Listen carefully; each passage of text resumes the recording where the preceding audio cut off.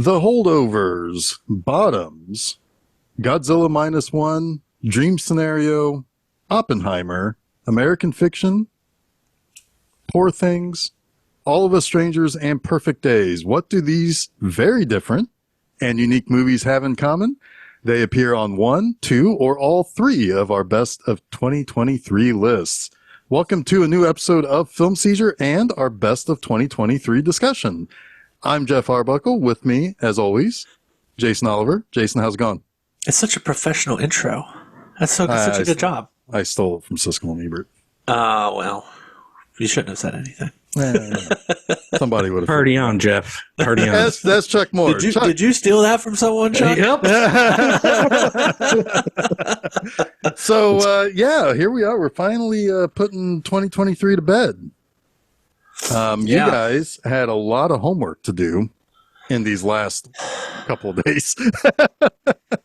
Not really. Not really. I crammed a lot of stuff. That might be part of the reason why you had trouble picking your list, to be honest with you. But all right. Here's the thing. I saw 9 of the 10 best pictures well before this recording. I just knew that there was going to be some that if I didn't watch before we hit this, before we did this episode, that I would maybe regret. You didn't want another Babylon. Right, I didn't want another Babylon, a movie that I quite liked that I did not see in 2022. But really, for all of my cramming, the only one that made my list was my number 1. Oh. Yeah. That is true. Yeah. I didn't think about that. Now, I did see some great movies in the last few days, and I do want to make one small caveat to my list. Like I was talking to YouTube before this. It's really just 10, I guess 9 of about 24 movies that I really liked a lot, with one clear number 1. There are 14 other movies on my short list that or 15 other movies on my short list that I really, really, really, really liked this year. And you guys have some of them on yours, which I'm really happy about. Some of them are not on any lists, but this was a hard year to rank. I was trying to how do I approach this? I kind of wanted to get a horror in there, but I didn't really get one in there. I kind of wanted to get an action in there, but I didn't really get an action in there other than maybe Godzilla, I guess. That's pretty actiony. I was trying to my clear number 1 movie, at the start of the year, ended up dropping off my list altogether, but Chuck put it on his, thankfully. It was difficult. It was really difficult. I tried to be as representative as possible. Yes, this was a very strong year. I was looking at my list from last year, all my short lists from last year, and this is such a much, much, much stronger year than last year. Sorry to interrupt. I don't think halfway through the year I would have thought that. It seemed pretty dull halfway through. My number 2 movie has been there forever. Mm-hmm. Right. Oh, yeah. And I knew my top 3 movies basically, and I expected them to be bumped off, but more it was backfilled by stuff. But there was some I had to leave off that I liked. It was a lot of it's that you have the cycle again where you have the early festival season and you have a lot of hype around a lot of movies that we just don't have the opportunity to see until later in the year. So there were all these movies that were in my brain that were I want to see all of these things, but I just didn't get to them, or I wasn't able to see them until, late third quarter or into the fourth quarter or even into the first quarter of 2024. So it's a strange thing that way, but. Well, the way I kind of approach it, because I go to the theater a lot more than the two of you do for various reasons. I mean, but my list, there are absolutely the 4 at the bottom of my list are one ranked much lower than it actually was. And the other three, one of which, two of these I'll talk about, but one of the other three that I'll talk about, there were other reasons around it. One's a very personal reason. The other two are like, they were great nights at the theater, man.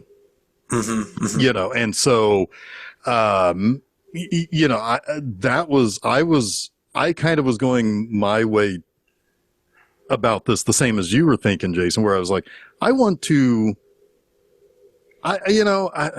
had a great time watching these movies. I want to celebrate it, Well, these are favorites, not best of. We're not saying these are the best films of the year necessarily. There are favorites individually. Yeah, I mean, some of these movies are obviously, consensus on most people's best of the year list, but we're not really critics, right? We are enjoyers. Yeah.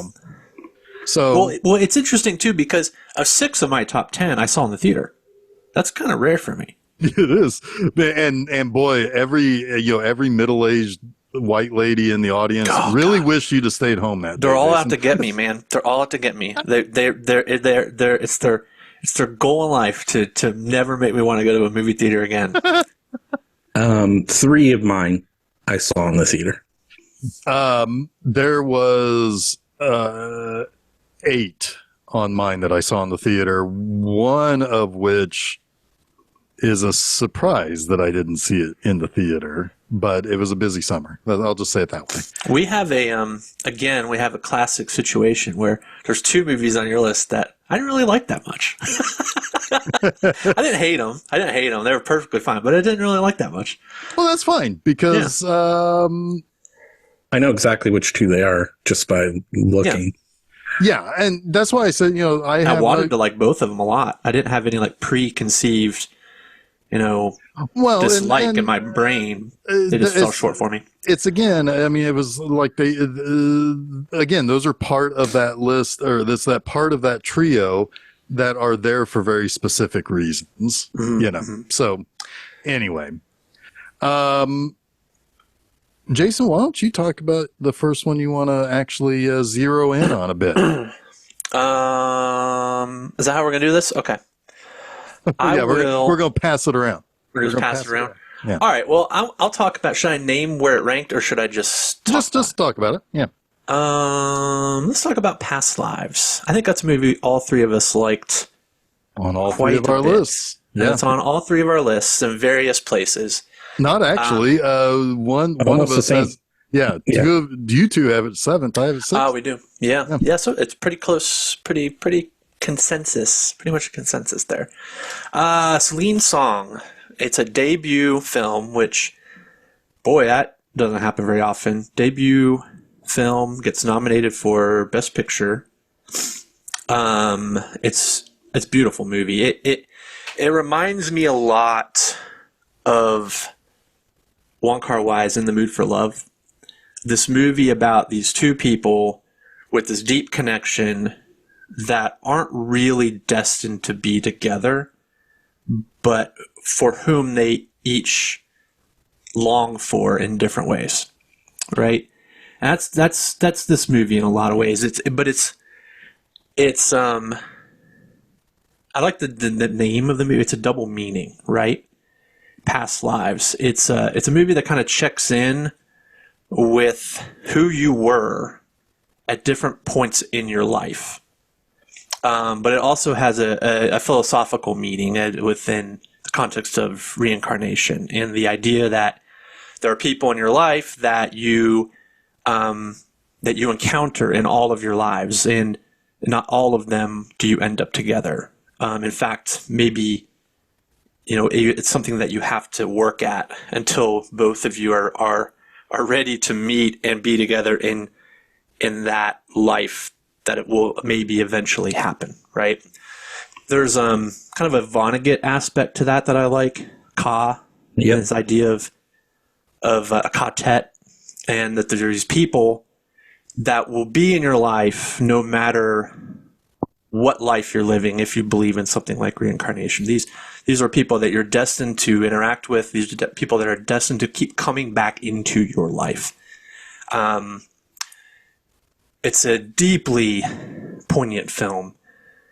It's kind of a heart-wrenching gut punch ending, but not in a sad way per se, but in a very deeply human way, right? Well, it's a commencement of sorts, right? Like you're closing the book on something of your past that is so important to both of these people that for 24 years they kept coming back to each other. And they know that at this point it's over. The last chapter has been written. Yeah. Yeah. I really, really, really like the performance by John Magaro in this. The husband of... He's the third wheel, but the guy who's going to win, in the end, right? It is such a well-written and performed role.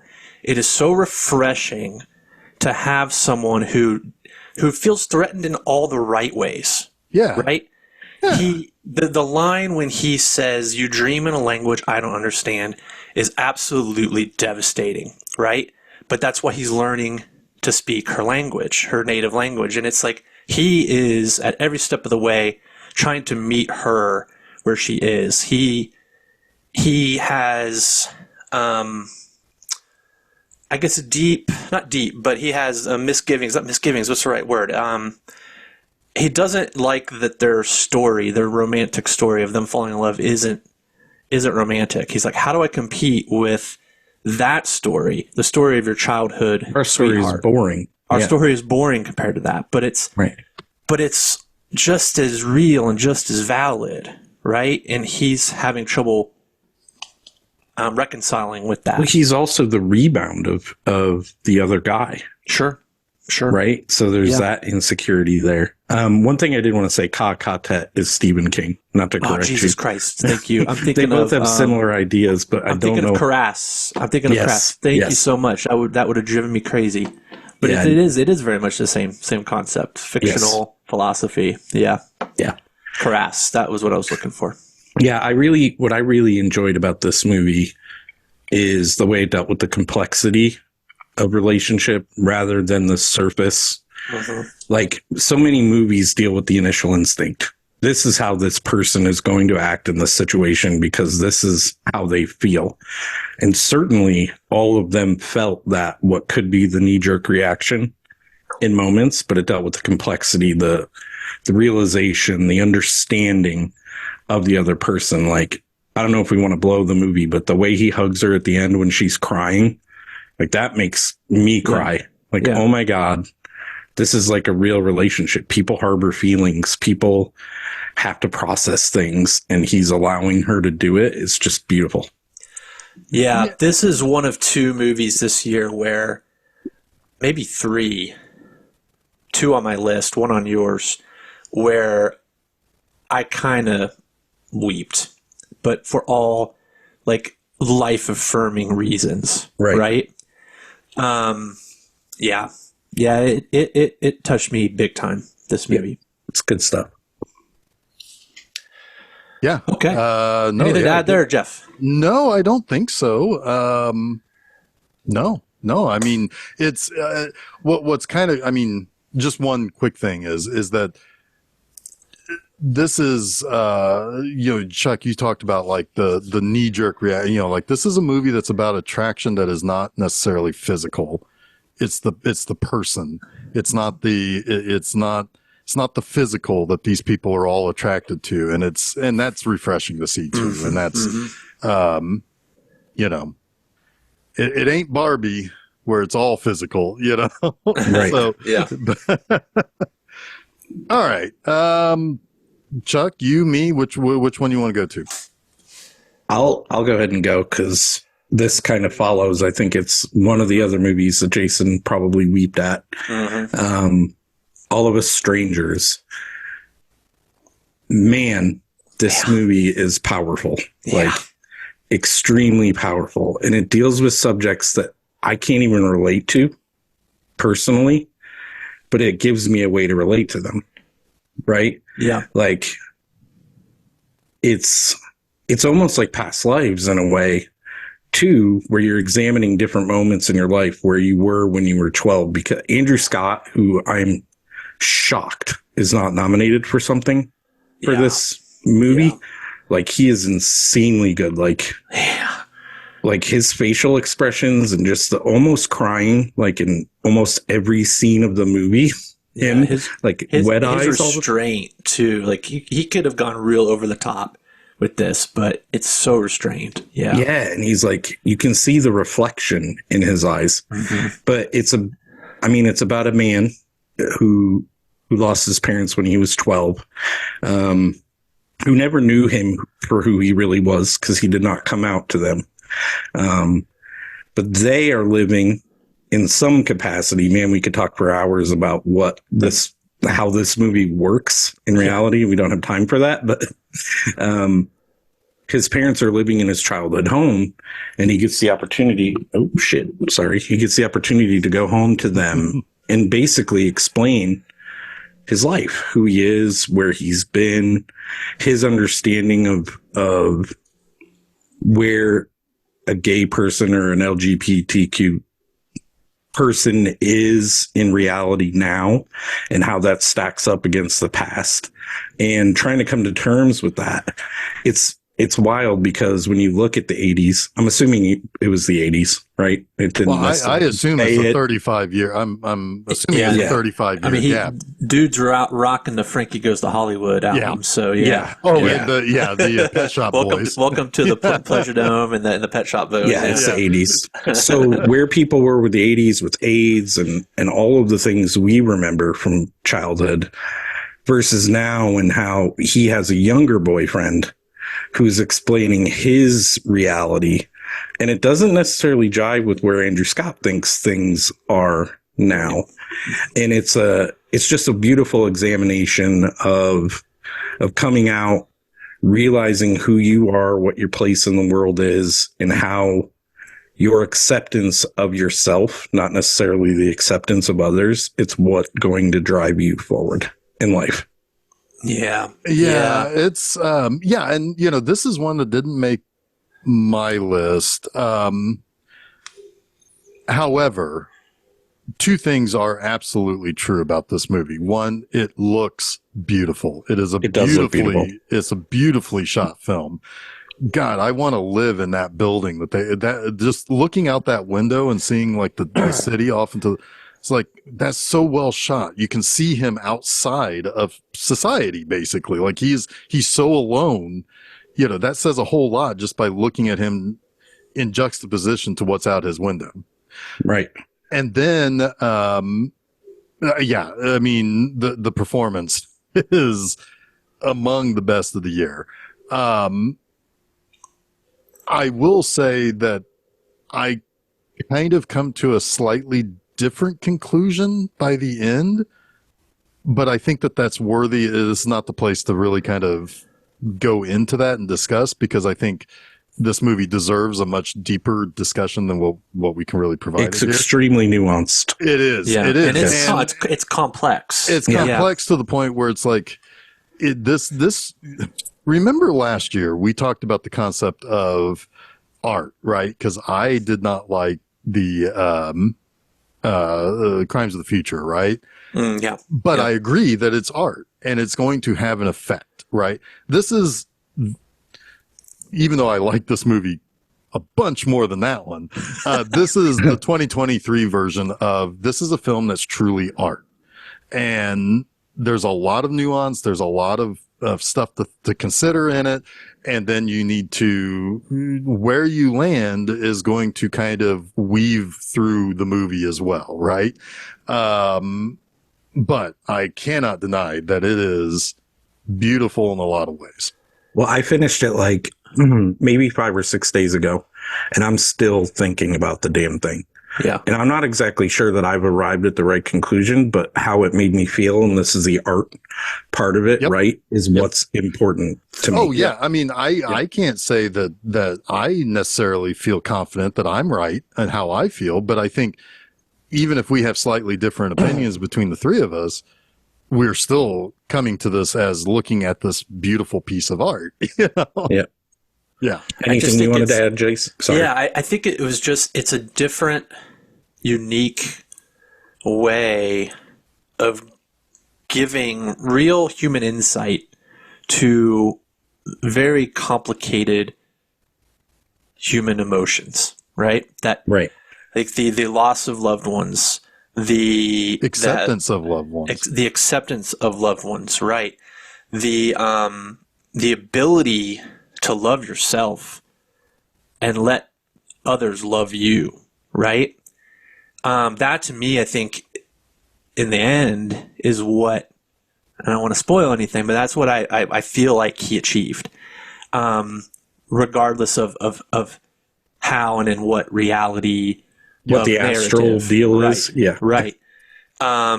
The ending is so fucking beautiful and hopeful that I could not help but just cry at the beauty of it. God, it makes me tear up thinking about it. This really should be in my top 10. Like, I'm just going to say it. But I had a lot of trouble this year, people. Yeah. Yeah, it's just a beautiful ghost story. Yeah, Right. and I was going to say, it kind of, in some ways, is this year's Ghost Story by Lowry. Oh, That yeah. was that was several years ago. Because it's meditative like that, right? Yeah. And it deals with similar ideas. Man, that's a good movie. Yeah. And they're ghosts in the way of your past, not like ghosts. Well, even if though you they read are kind of. if you read the book that this is based on, it is literal ghost. It's Well, I mean, I think it's a dual meaning there. Yeah. sure, yeah. I mean, it's just that the book is from Japan, so of course they're going to be like friggin' ghosts. Real ghosts. Yes. Fair. Yeah, yeah, we'll check back in with the Japanese 3 more times here in this episode. Yes, we It will. was a strong year for There was another one that could have Asian made my cinema list in general. Yeah. Yeah. because I could have very easily put The Boy and the Heron on here too. Oh, yeah. I wanted to see that, but it just wasn't going to happen. So should we get a little raunchy? Let's get a little raunchy. Coming in on my list is Bottoms. Yeah. This is a movie that I didn't quite expect for it to be as masterful as it turned out to be in all the lowest brow ways possible, and for it just to friggin' work. Jeff. Sorry. Yes, I know, right? It's like the whole movie. I'm like, what? Oh, I'm just thinking about the football players right now. oh my Just God. dying Yeah. So, inside. so go back a year to another movie that just missed, I think, mine and Jason's top 10 list, Bodies, Bodies, Bodies. Yeah. And the most interesting person in that movie for me was the really ditzy one, or the sort of like super, like kind of online ditzy one, Yeah. which is Rachel Sennett. And so I started following her on Instagram, and it's like she started talking about and promoting Bottoms. I'm like, what is this? What's going on here? What is this? So I was kind of naturally like primed to go ahead and check this thing out. And then I started seeing the trailers. I'm like, oh, this is going to be interesting, because this could either work or it could fall flat on its, bottom.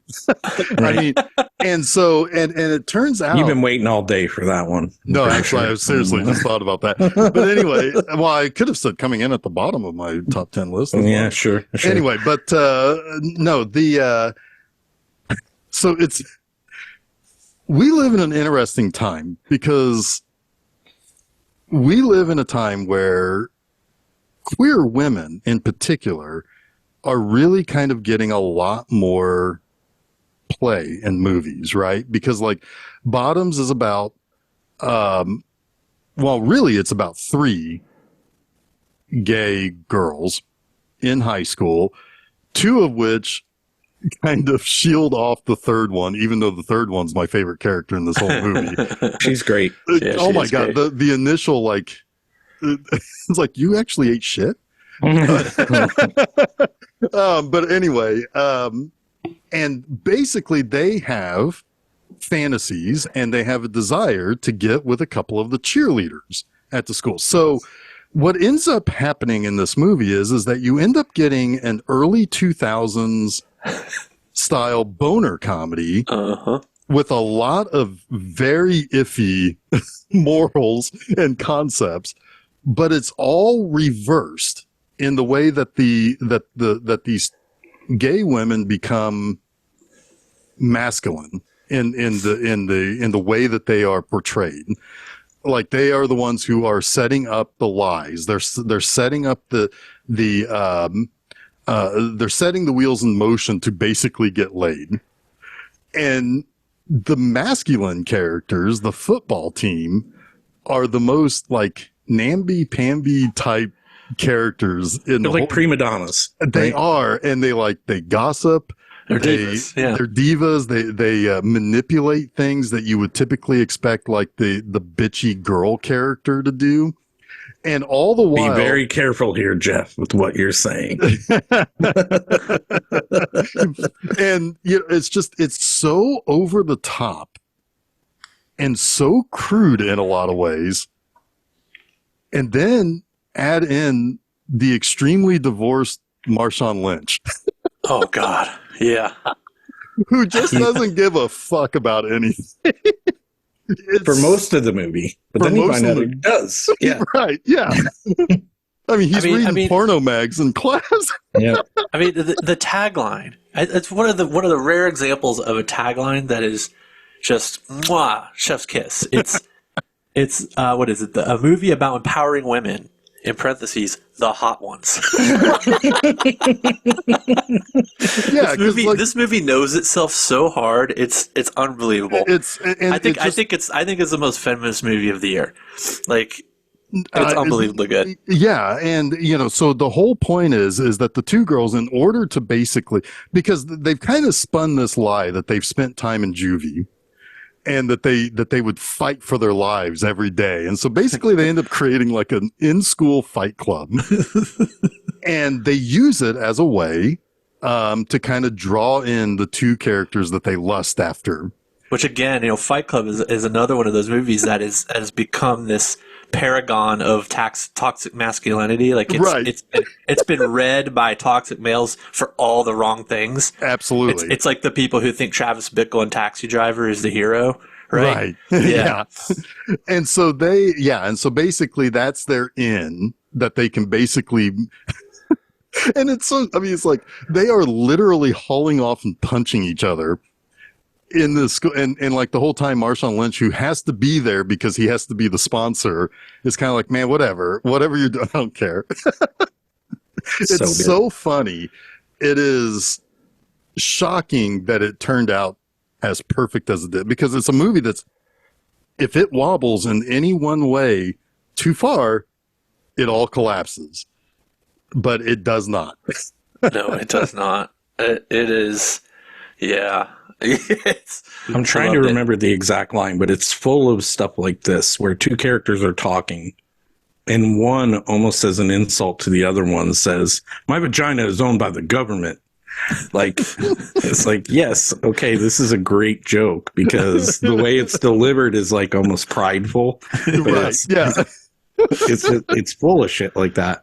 Where you're like, just one-liners that are funny jokes, but actually in reality mean something for the feminist agenda, right? Or just anyone who loves women, right? Like, let's not control their damn bodies, people.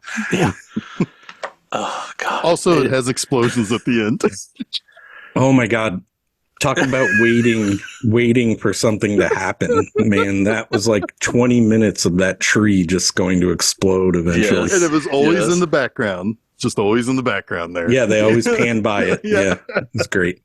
I really like, this is the kind of movie that if, I think you, Jeff, told me, like, oh, well, Jason and I really like this. It might end up on at least one of our top 10s. I'm like, there's no fucking way that I'm going to watch a comedy like this and want to put it on my list, because boner comedies are exactly that, right? Like, but this one is just very, very smart. The subversion of every trope, yes, is so smart. It is, yeah. I mean, it has to be seen to truly be understood. Like, it is one of the most intelligent scripts of the year. And it would also help if you have had a steady diet of like 90s boner comedies, early 2000 boner, like not another teen movie type of boner comedies. It plays to 15-year-olds. I'll tell you that. My kid loved it. Good. My kid loved it. I imagine they did. I mean, yeah. And it probably hits on so many different levels for them too. Right. There's a different there's probably parts of this movie that I don't even get the joke. Yeah.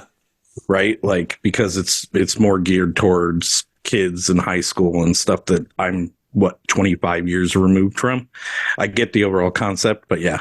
Yep. Hey, Chuck, I hate to bring it up, but 30 years ago we 30, entered our, 30, yeah. our senior. No, I stayed in high school until 2000. Okay. So did you? So you earned your doctorate in high school. Yes. So one He got funny an thing extra about this. COVID. He got a COVID year. So Yeah. Okay. COVID 5. Well, how many NIL dollars did you get to stay? I wouldn't be doing this podcast if it was a lot. So you went to Michigan or whatever it is that does that. One thing I will say, when I saw it in the theater, there was one woman all the way in the back. She was probably 20 something. She was all the way in the back row and like in the corner. And every joke nearly killed her. Good. To the point where it's like it heightened. Like at first I was like, oh no. And then by halfway through, I'm like, I'm there with her, man. This is fucking great. Because she was now drawing me into even more of the joke as well, right? Which was great. Yeah, yeah. Awesome. Two movies this year made me laugh so hard I couldn't breathe, and it was this one, and it was Please Don't Destroy the Treasure of Foggy Mountain, which I have to get in because it's this year's Hot Rod, and yeah, I wanted to see that. It is so funny. It almost made me puke from laughing. It nails some of the jokes so well. Yep. Yeah, I agree with you. It's very funny. All right. Moving on. Back to Jason. Yeah, we'll go back to Jason. Back to me. Okay, let's do. This is one that's on Chuck's list as well, and I don't think it's one that Jeff got an opportunity to see yet. But it is Dream Scenario. Directed by, I'm going to fuck this guy's name up, Christopher Borgli, I think. I think it's not his, it's his second feature. I think he made a lot of shorts, but he made Sick of Myself in 2022, which I only just recently watched, and it's really good. Really kind of dark comedy satire. And then this year, Dream Scenario is gonna be a breakthrough for this guy. Like, look out for him, his name. I think he's gonna keep bringing out bangers because he just has a really quirky, really subversive style that is approachable, but also just brimming with ideas. Right. So, Dream Scenario. It's kind of a throwback in a lot of ways to what I would consider like the old Charlie Kaufman, Spike Jonze stuff, right? Like it's kind of got like a Being John Malkovich vibe to it, in that it's kind of takes this weird premise of this guy who starts showing up in people's dreams. It starts real slow at first, and then it builds and builds and builds to the point where most people in the world are dreaming about this one man, and that one man is played by Nicolas Cage. Perfect. So it is true. I think we have all dreamt of Nicolas Cage at one point in our lives. Man's cooler than Miles Davis, from what I hear. Yeah, that's right. That's right. And it is one of those truly great Nicolas Cage performances too. Like, you get one like this, you get one like Pig, and you see, man, he's still like a really good actor. You know, if he gets a role that he can really commit to and that has some meat to it, oh man, I mean, Nicolas Cage is still like a top tier guy. Like he brings it in this. He's so heartbreaking. He's so pathetic. He's like, you pity him through so much of this movie, but you also kind of like, sadly, I did at least at times identified with him, right? You know, kind of getting into middle age, like there's a lot about him and his life that that kind of is a bit of a mirror. Like I want to break out of some of that and not stop making excuses, right? And actually accomplish things. But he takes this weird quirky thing that's happening and exploits it for popularity. He still has principles, but yeah. He does, but he very much goes to his head. Yeah. And it starts to get into some really interesting territory about, like, his own fulfillment, his own happiness. It starts to make him question things, but it also makes him realize, the things he's been taking for granted. There's then it kind of like weirdly ends up dovetailing into a Black Mirror episode, which is wild, because it turns out that what he's experiences is not like a fantasy thing. There's reality to it. There's science behind it. So that becomes exploited. God, it's the one criticism I have of this movie is it almost has too many ideas. So many ideas that it can't fully articulate what it wants to say completely, right? But what it does say, and I think what it achieves in the end is very human, and very poignant again about the living with regret and understanding what you've taken for granted in your life, and getting back to what's meaningful and not what is ephemeral, right? Anyway, Chuck, you saw. I would just add that in all of the dreams, I don't think he said this. He doesn't do a goddamn thing. Right, he's just there. He's just there. And what's a marvel about this movie is that the dreams he's participating in are kind of a reflection of his current mood, his current state. So when he starts getting angry, the dreams start getting violent, and he does start taking action. Yep. But not in the ways the dreamer would like. No, it's hilarious. It's hilarious. We can't get him Freddy Krueger. Chuck. Jeff is so good. So good. And the David Byrne shit. Oh my God. It's so funny. Out of all the movies on my list, this is probably the one I would tell people, like, go see this movie. Like, go see it, because I think there's something for everybody in it. But yeah, you're right. At the end, there is like, I think this is probably a theme with a lot of the movies that I chose this year, of self-actualization, self-acceptance, self-awareness, because he's trying to invade at the end, but in reality, what he needs is to accept himself. And it's really well done in a comic way, but also like it's heartfelt. It is. Yeah, it is.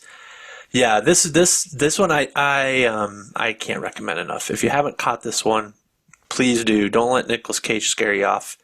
One of the best performances of the year, honestly, in my opinion. Would you say that you shouldn't sleep on Dream Scenario? Shouldn't sleep on it. That's right. Let Nick invade your dreams. Michael Cera has a really, really funny role in this too. The great Dylan Baker shows up in this. Really, Tim Meadows. There's just a lot of really great characters sprinkled throughout as well. Absolutely. And the best fart joke of the year. That's always a thing for you. Yeah. Yep. So it's almost like they made it for me and I missed it. I'm surprised. This is one I think you'll really like, Jeff, for sure. Okay. Yeah, absolutely. I will check it out. I will check her out. Check her out. Okay, so what's up next? I guess I'm next. The Holdovers, which I'm not as smart as Jason. I don't have who directed it. Alexander Payne. Alexander Payne. Man. You know what else he's directed, right, Chuck? Movies I don't want to put you on the spot, but you tell me. Election, about Schmidt, Sideways. Oh yeah, Sideways. I knew he did Citizen Sideways. Ruth. Yeah. So that and Election and Sideways. Election in and of itself. I mean, that's like that would have made my top 10 list back then as kind of like the bottoms entry. For sure. That's a movie that's just gotten better with age, to be honest. Like, it really has. It's genius. But this movie is kind of, it's like a love letter to people, like just regular people, right? Who have problems, who have issues, who They're have real. difficulty. Yeah, they're real people, and they're handled with care in this movie. It's not like a judgmental look at the asshole. It's like, why is the asshole an asshole kind of thing? It's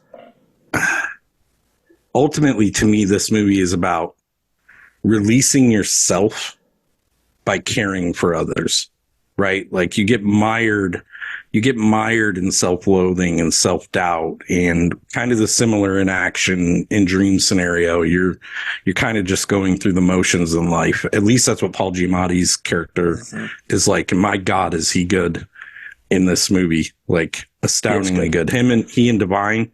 That's her name, right? Divine. Yeah, Divine Joy Randolph. Yeah. Yeah.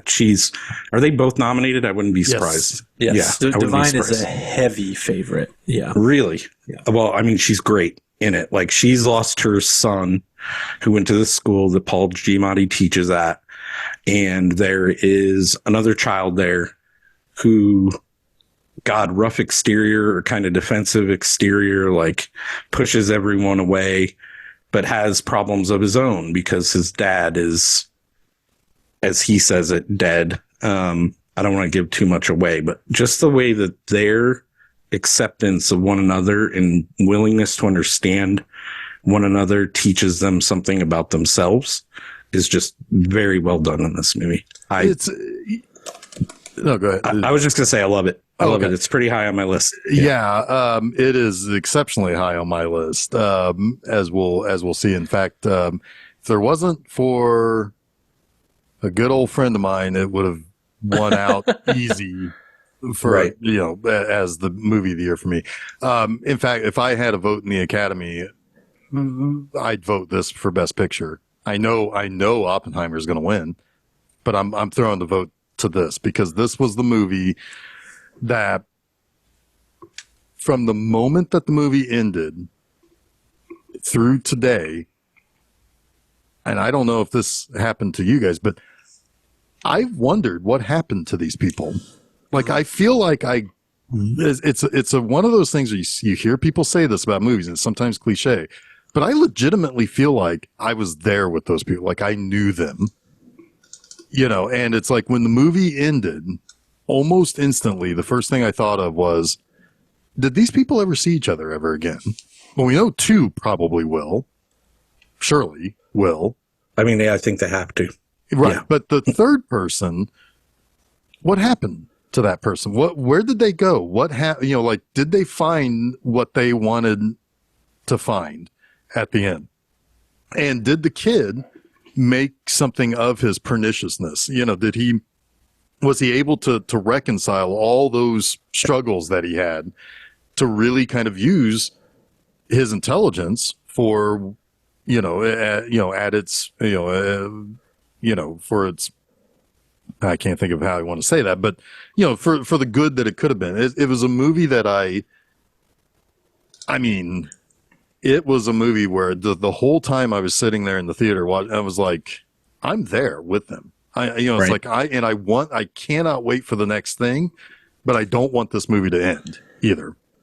Yeah, I'm kind of with you, but for me, knowing that they had the tools to succeed, it's less about if they did or not. Sure. Just for me, like I'm with you. I understand. No, Steph would ask the same question, like, what happened to these people? Well, yeah, I'm just thinking about like, okay, I got to see this moment in time, like what, I wonder what happened to them, and I got to thinking about, it's like, did Paul Giamatti's character find that person, like, like the lady that was always nice to him, to at least have companionship and stuff like that. It's like, it was just one of those things where I just got to thinking, gosh, it's like, I wonder what happened to these people. So please, make a sequel, make a whole trilogy out of this, because I remember they could have just done the American Graffiti deal at the end, I mean, but they could have you know done what? so bad. I would have hated that so much. The driving off and seeing the car go by as school goes back in was just Perfect. I think back in the day, sorry, real quick. Back in the day, it was either an author I read wrote this or a teacher said, think of your entire story and just write the middle.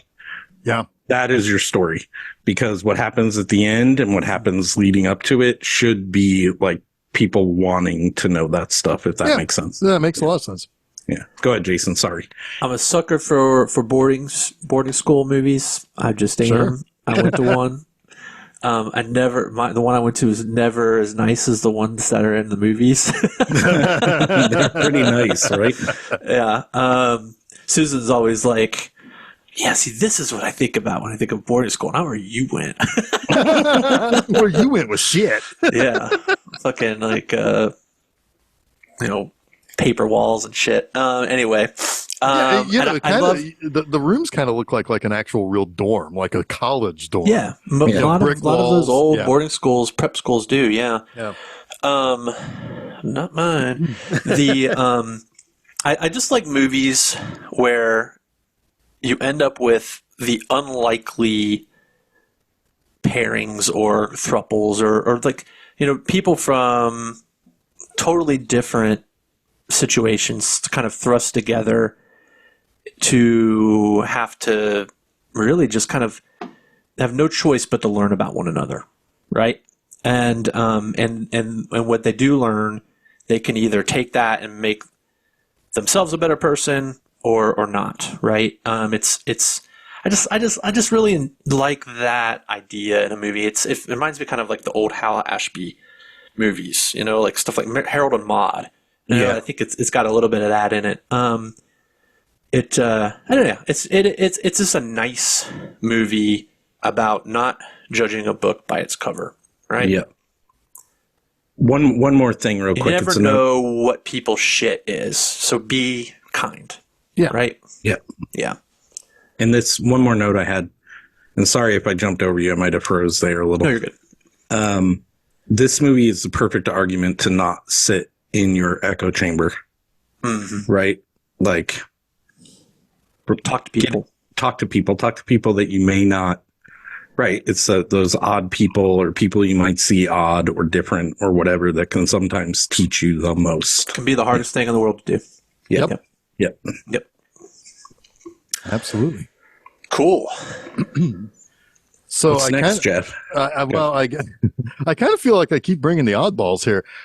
So this is so my next one is the third of the quote unquote Shin trilogy from director Hideki Anno, who was the creator or the co-creator of Evangelion, the anime.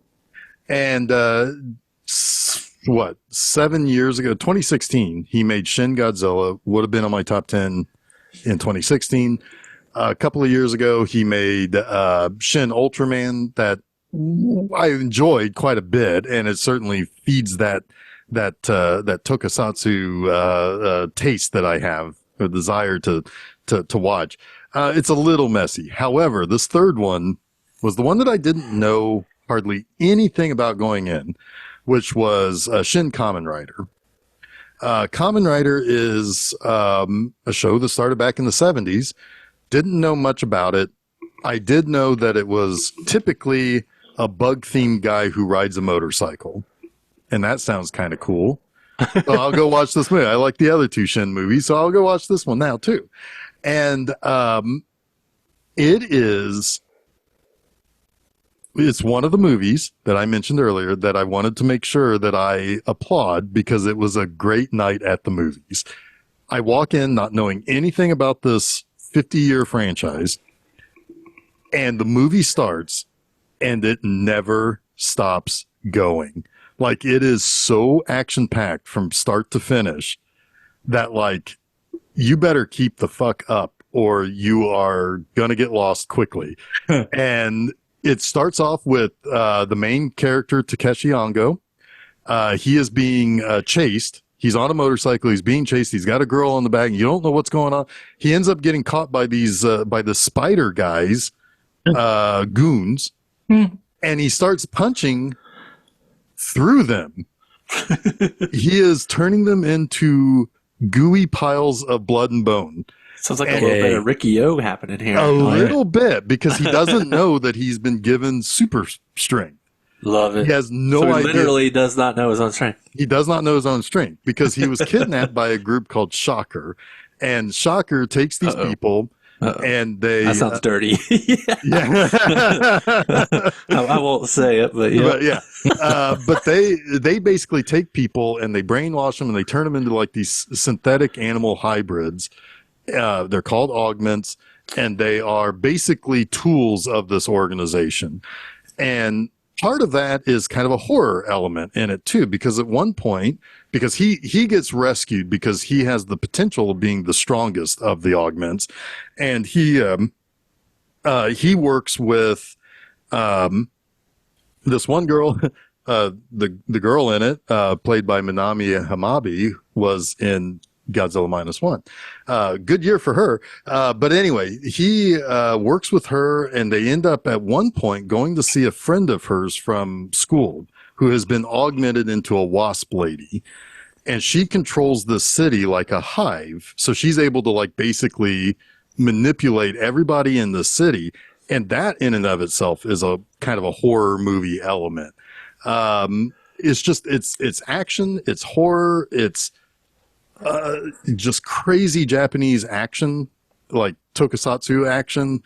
And it was something that it's like basically similar to Shin Ultraman. Hideki Anno took the first several episodes of the series and packaged it into a film narrative.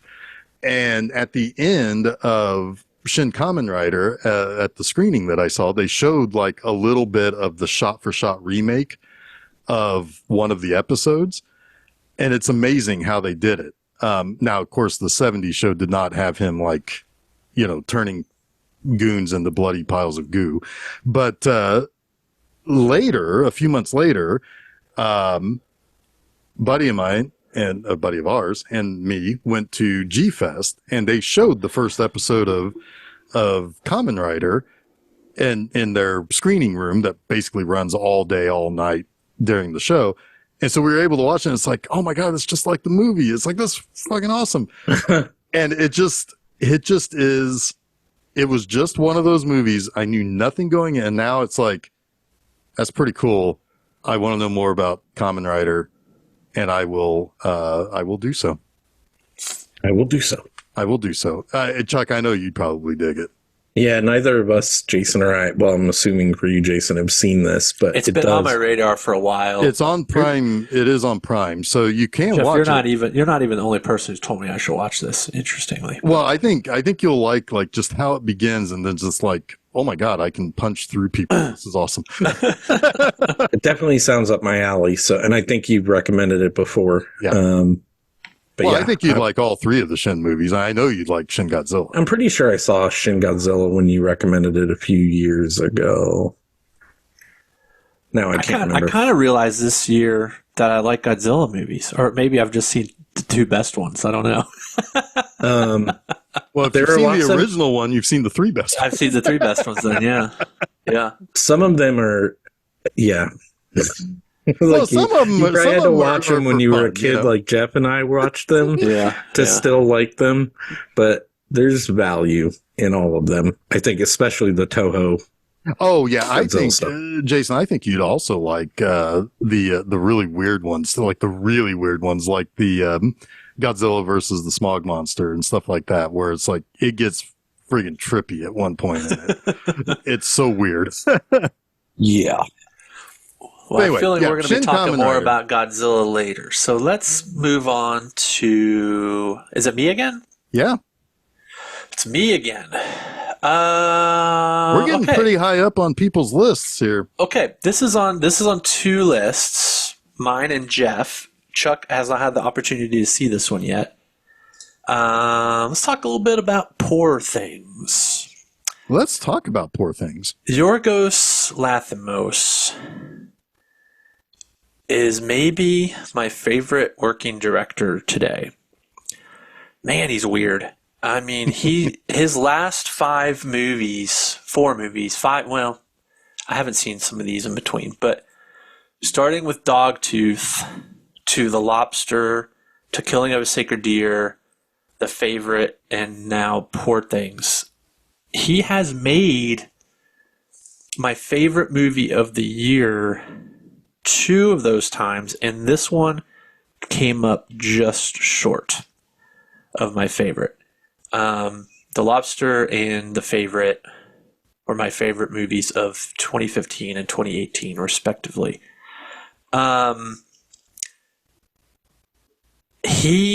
This movie, it's hard to explain. It's actually weirdly controversial now. I didn't even realize that it's got like some controversy. That's news to me too. Yeah. Like there's some controversy about it being a male POV's reductive viewpoint of a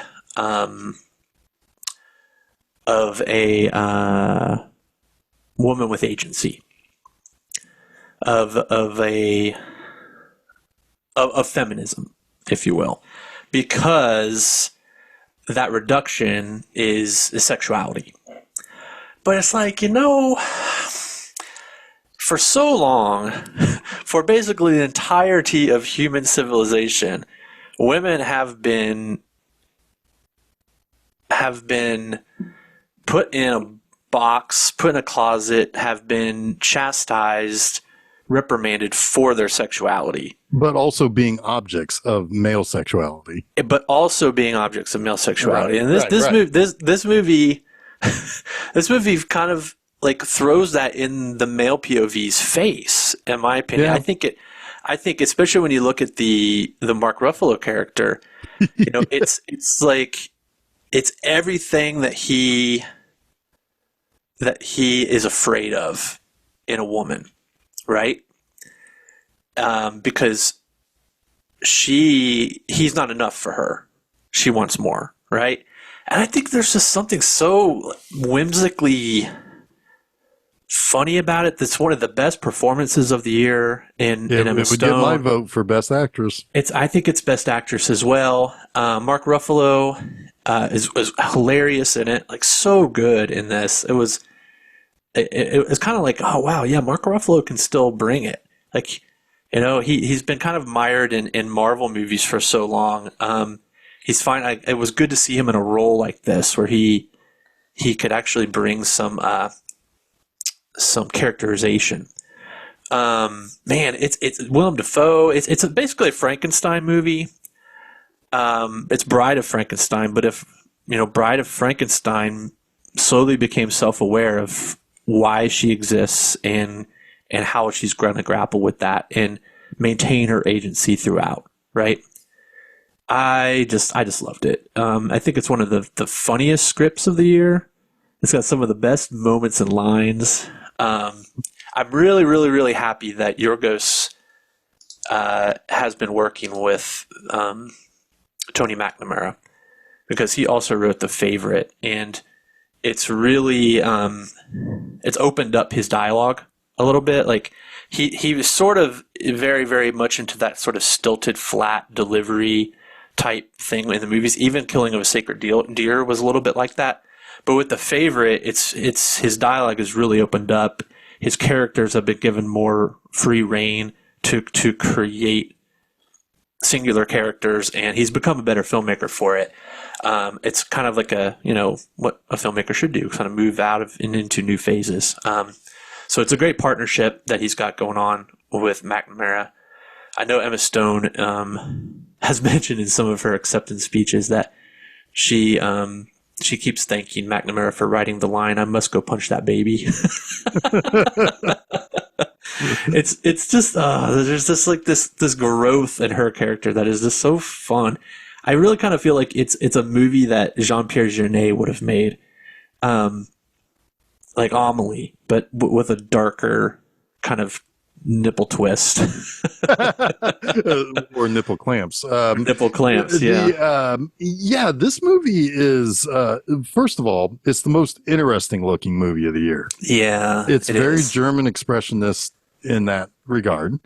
At least in some of the scenes, like particularly when they make pour it off of, was it, where was it? Was it Algiers or where was it that they make pour it off of where she wants to go give money to the poor? Oh, that's not Lisbon. Alexandria. Alexandria, that's Alexandria. right. Yeah. I thought it was someplace in Africa, but anyway, the stares down to the poor people, that's very German expressionist. Him yelling out for, or Mark Ruffalo yelling out for her when she's basically, when he wants her to leave and so she does leave him. That's all like askew and everything, and it's just it's such an interesting looking movie. I don't know what the story is with Willem Dafoe's bubble burps, but it's hilarious. It's His character is so strange because his father experimented on him, right? And he always talking about the horrible things his father does to him, but he doesn't really talk about it from the viewpoint of trauma, but as nostalgia, right? Because it's made him the man of science that he is today, right. And so then he's got a little bit of a disconnect, right? He doesn't understand the full weight of the responsibility of the creations that he has undertaken, right? Yeah.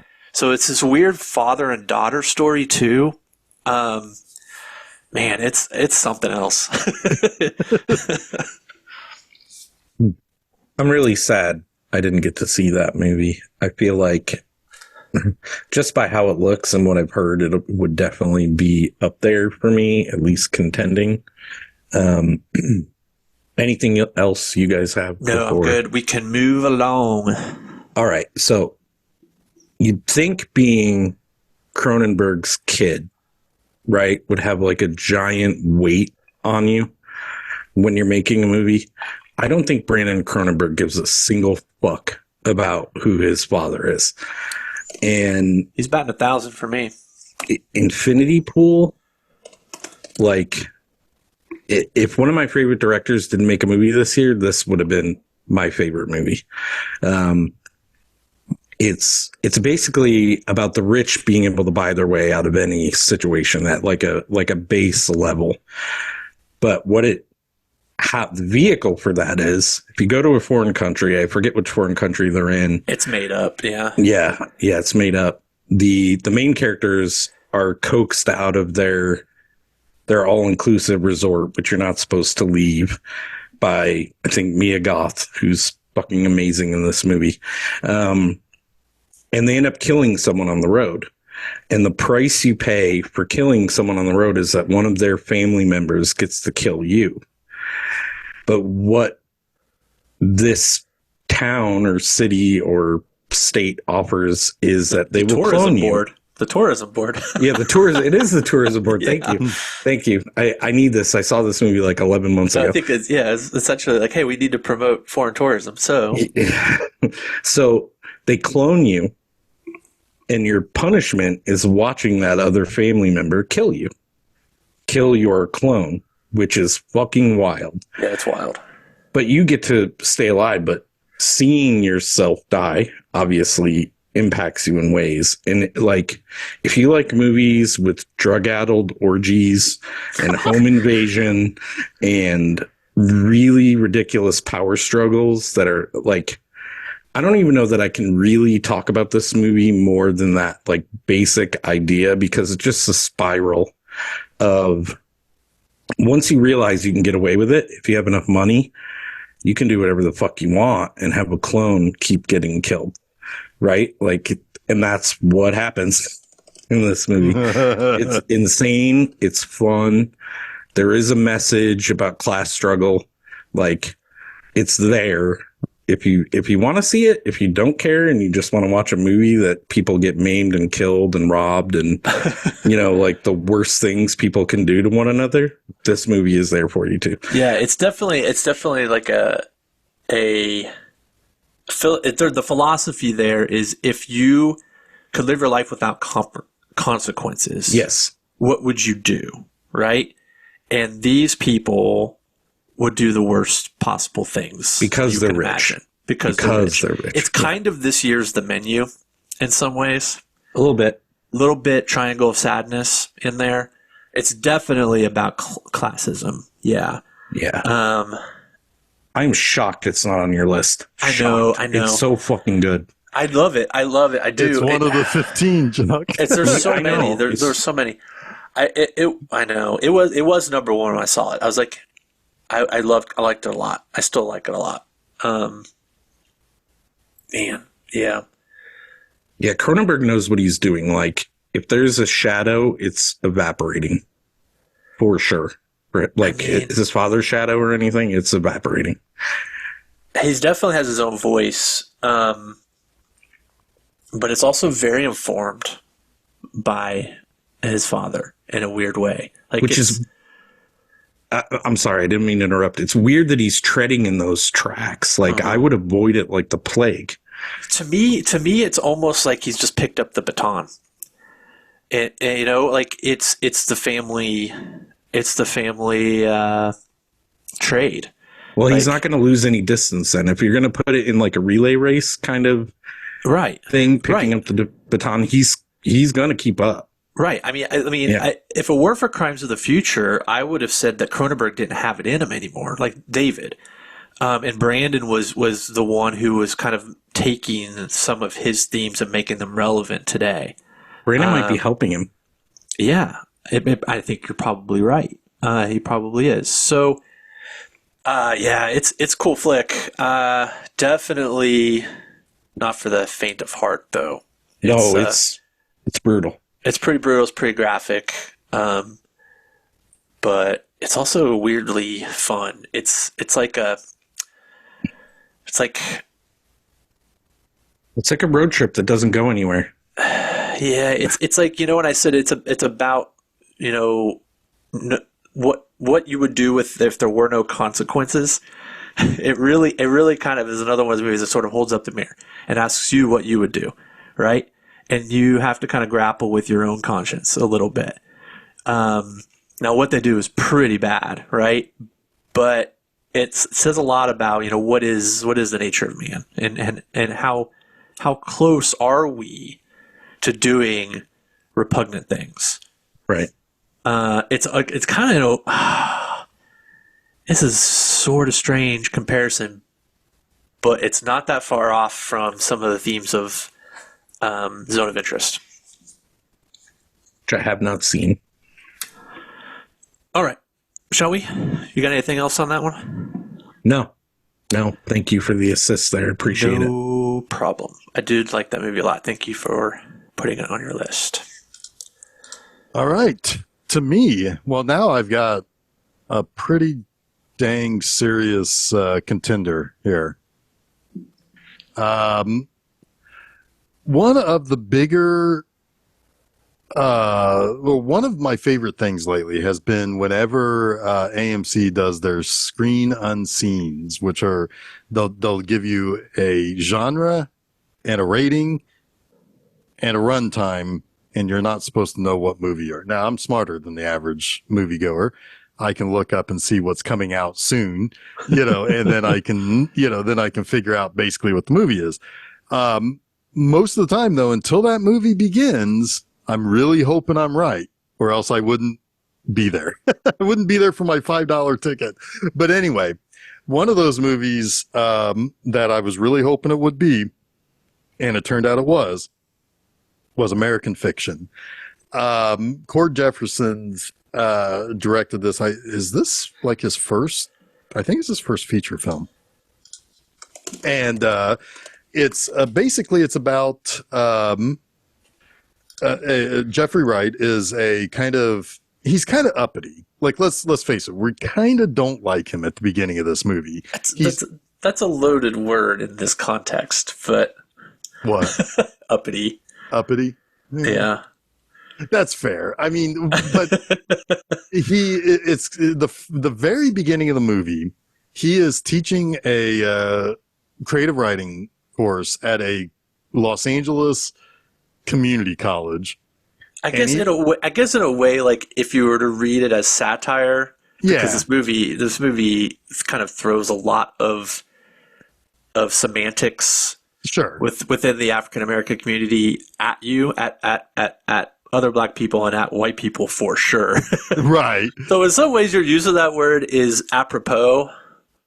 But yeah, anyway, sorry, go ahead. Well, I mean, he's a complicated character, as we shortly will find out. But basically, he drops the N word, and he drops it in context of over something he's going to basically teach the class. And speaking of uppity, we get kind of an uppity liberal white girl who refuses to participate in the class because he used the word, to which he is completely like, he doesn't understand, like, what's the problem here? He's like, I'm if the it one doesn't using bother me, why are you right, bothered by exactly. it? Yeah. Right, exactly. And so she complains to the heads of the school, and he gets sent on a leave of absence. It's like sabbatical, basically. Right. A forced sabbatical. He wants it to be a sabbatical. Yeah. But it's a leave of absence. Yeah. Oh, yeah. And he's also being sent to a Boston like book convention where he's going to be a panelist to talk, and he is a writer. He's a published writer. The problem is he writes too high-minded stuff for people to really buy. So he's in a room with other writers on this panel, and there's like 3 people in the audience because there is another woman played by Issa Rae who was in last year's Vengeance. So she's got a pretty good string going. She's in another room with a packed house where she's reading excerpts from her book called "We Live in the Ghetto." So he goes over to like listen to this, and it is loaded with like black stereotypes, and yet it is being eaten up by mostly white women. Yeah. Basically what you would call the limousine liberal, right? So it's like the kind of we're your allies or whatever. And he is just floored by it. It's like, what the hell is it? So meanwhile, he meets up with his sister, played by Tracy Ellis Ross, who's the only one left in the town that they grew up in, Boston, in the Boston area, who takes care of their mother, because he has a brother who also moved out west. Turns out to be gay. The siblings know, but the mom doesn't. Oh God, great performance by Sterling K. Brown, by the way. Absolutely. Brown and Wright are both nominated for Oscars, and they deserve it. But we find out that his mom is is showing early signs of Alzheimer's and dementia. And Tracy Ellis Ross's character suddenly dies. And so now he's having to be forced to care for his mother when most of his life he has stayed away from his family. And, he's kind of running out of money. I mean, it's expensive to care for somebody like that. So he decides that, his publisher's like, we need another book from you. Maybe that'll help with the bills too. And so, now granted, he doesn't sell hardly any books. There's one great scene where he's trying to move his books over to a better. He hates that they're in the African American section. Yeah, he wants to move them over to the normal section. He's like, it's just fiction. It's just normal fiction. Why is it in this section? Just because I'm black, I'm in this section? Hilarious. When he's got the whole pile of his books at the bookstore moving stuff, that just cracks me up. But anyway, the guy's like, we're just gonna move him right back, sir. So he comes up with the idea of writing a book called My Pathology, where it's plays up the whole drug dealing, black stereotypes in the hood, all of that stuff, where about deadbeat dads and all of this stuff. Well, as a lark, he tells his publisher, send it out. I don't give a fuck. Just send it out. And to their surprise, everybody wants it. And there is a point, because now he has to put on this, he doesn't want to take credit for himself. So he puts on this character called Stagger Lee, which in and of itself is a whole reference. Oh yeah. It's like a folk Yeah. like stories, folk singer. Yeah. So that Stagger Lee's has a song on Nick Cage's Murder Ballads, because he tells the story of Stagger Lee. Yeah. I hope he sings that in my dream tonight of him. Nick Cave? Oh, I thought you said Nick Cage. Maybe I did, but no, Nick Cave. No. Okay. Well, I hope Nick Cage sings that to me in my dream of him tonight. That would be weird. Yeah, that would be great. But anyway, he can't believe that this is not a serious book, but a couple of things that crack me up to no end. Prior to this movie, in the movie, there's this white lady who works for the publishing house who's like, I feel like this should be something that's called essential or, really daring or something like that, right? It's the typical thing praise that you see white reviewers or white people place onto either somebody who is of some marginalized group, which is so funny because before this movie they played the trailer for Origin, in which there's all sorts of critic poll quotes that say something about how essential and daring the movie is. And I'm like, oh my God, the movie is making fun of this exact thing. It's like, it's the white, limousine liberal reaction to black art. And it was so great. But at one point, he decides to really fuck with the publishers. Okay, you're trying to give it away too much. Okay, yeah. Let's just put it this way: it is a brilliantly funny, yet also at the same time, it is a very good drama too. As much as it is a funny comedy, it is also a very touching comedy when it deals with his personal life. And some of the things that he has to get over, particularly with like his brother and a girl that he meets. And it's a brilliant movie. Yeah. It's as good as all the satire and comedy is. It's also the family you invest in quite a bit. Yep. And it's both American Fiction and The Holdovers are both made in kind of an older style of like the comedy drama. That also is really kind of hit for me this year too. For sure. Jason, real quick, before we dive into each of our number ones. Yeah. Should we talk a little bit about the bottom of the bottom? Yeah, I was going to do a couple things here. I'm kind of curious what everyone's favorite horror film of the year was. I guess if you consider Infinity Pool a horror film, we know what Chuck's is, but I don't necessarily consider it a horror film. What's your favorite horror film? Chuck, go first. Oh God, throwing me to the wolves here. I know, sorry. You have to use your recall. For modern, like 2023 horror films, I don't know what my favorite is. I really fucking liked Megan. Yeah, that was fun. Yeah, it was fun. It's one I remember. Knew exactly what it was. Yeah. Yes. I'm trying to think of other, I'll let you off the hook a little cobwebs. bit because I think this might be one you would consider one of your favorites. Talk to Me was one of my favorites of the year. I did not see it, unfortunately. Would you have something to look forward to then? You definitely have something to look forward to. There's an element of they cloned Tyrone. Yeah, I wanted to talk about that a little too. Yeah. Yeah. I will also say the first 30 minutes of Beau is Afraid is the best representation of anxiety ever on film.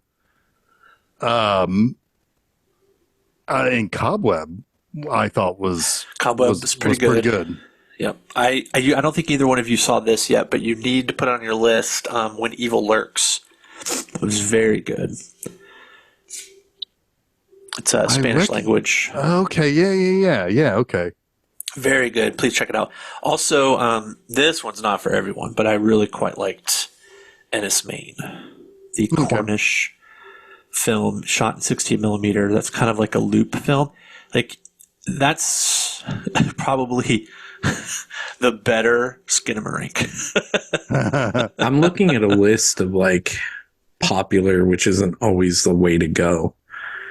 This was not a great year for horror. Last year was way better. There weren't a ton that I saw that I really liked. Well, and I've mentioned, I think, all of them now at this point. Yeah. Of the bottom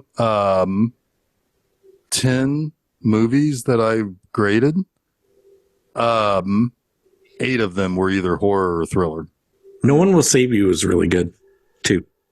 I thought it was okay. It just... Oh yeah, that you didn't like the end that much, if I remember like the end that correctly. much. Yeah, I thought it was. That's where Cobwebs failed me. Sorry. Okay, I agree. The last act of Cobweb failed me too. I did like that movie. Tonally, and I think there's a lot going for that movie. It gave me those Halloween vibes. Pretty good. Yeah. All right, what about action movies? Real quick, favorite action movie of the year. Yours, Jeff, is I would imagine is one that you haven't really talked about. That's on your list.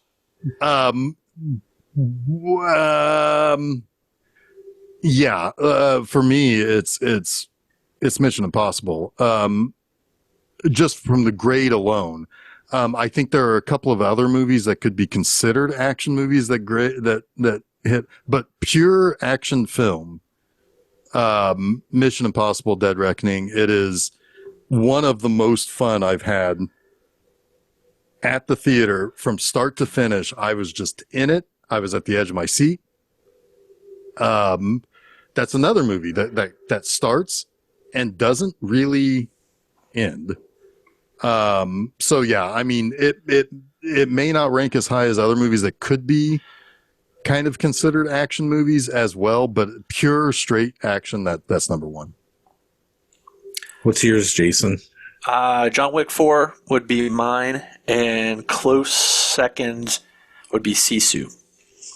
Okay, yeah. I like Sisu and The Killer about equally, and I didn't love either one.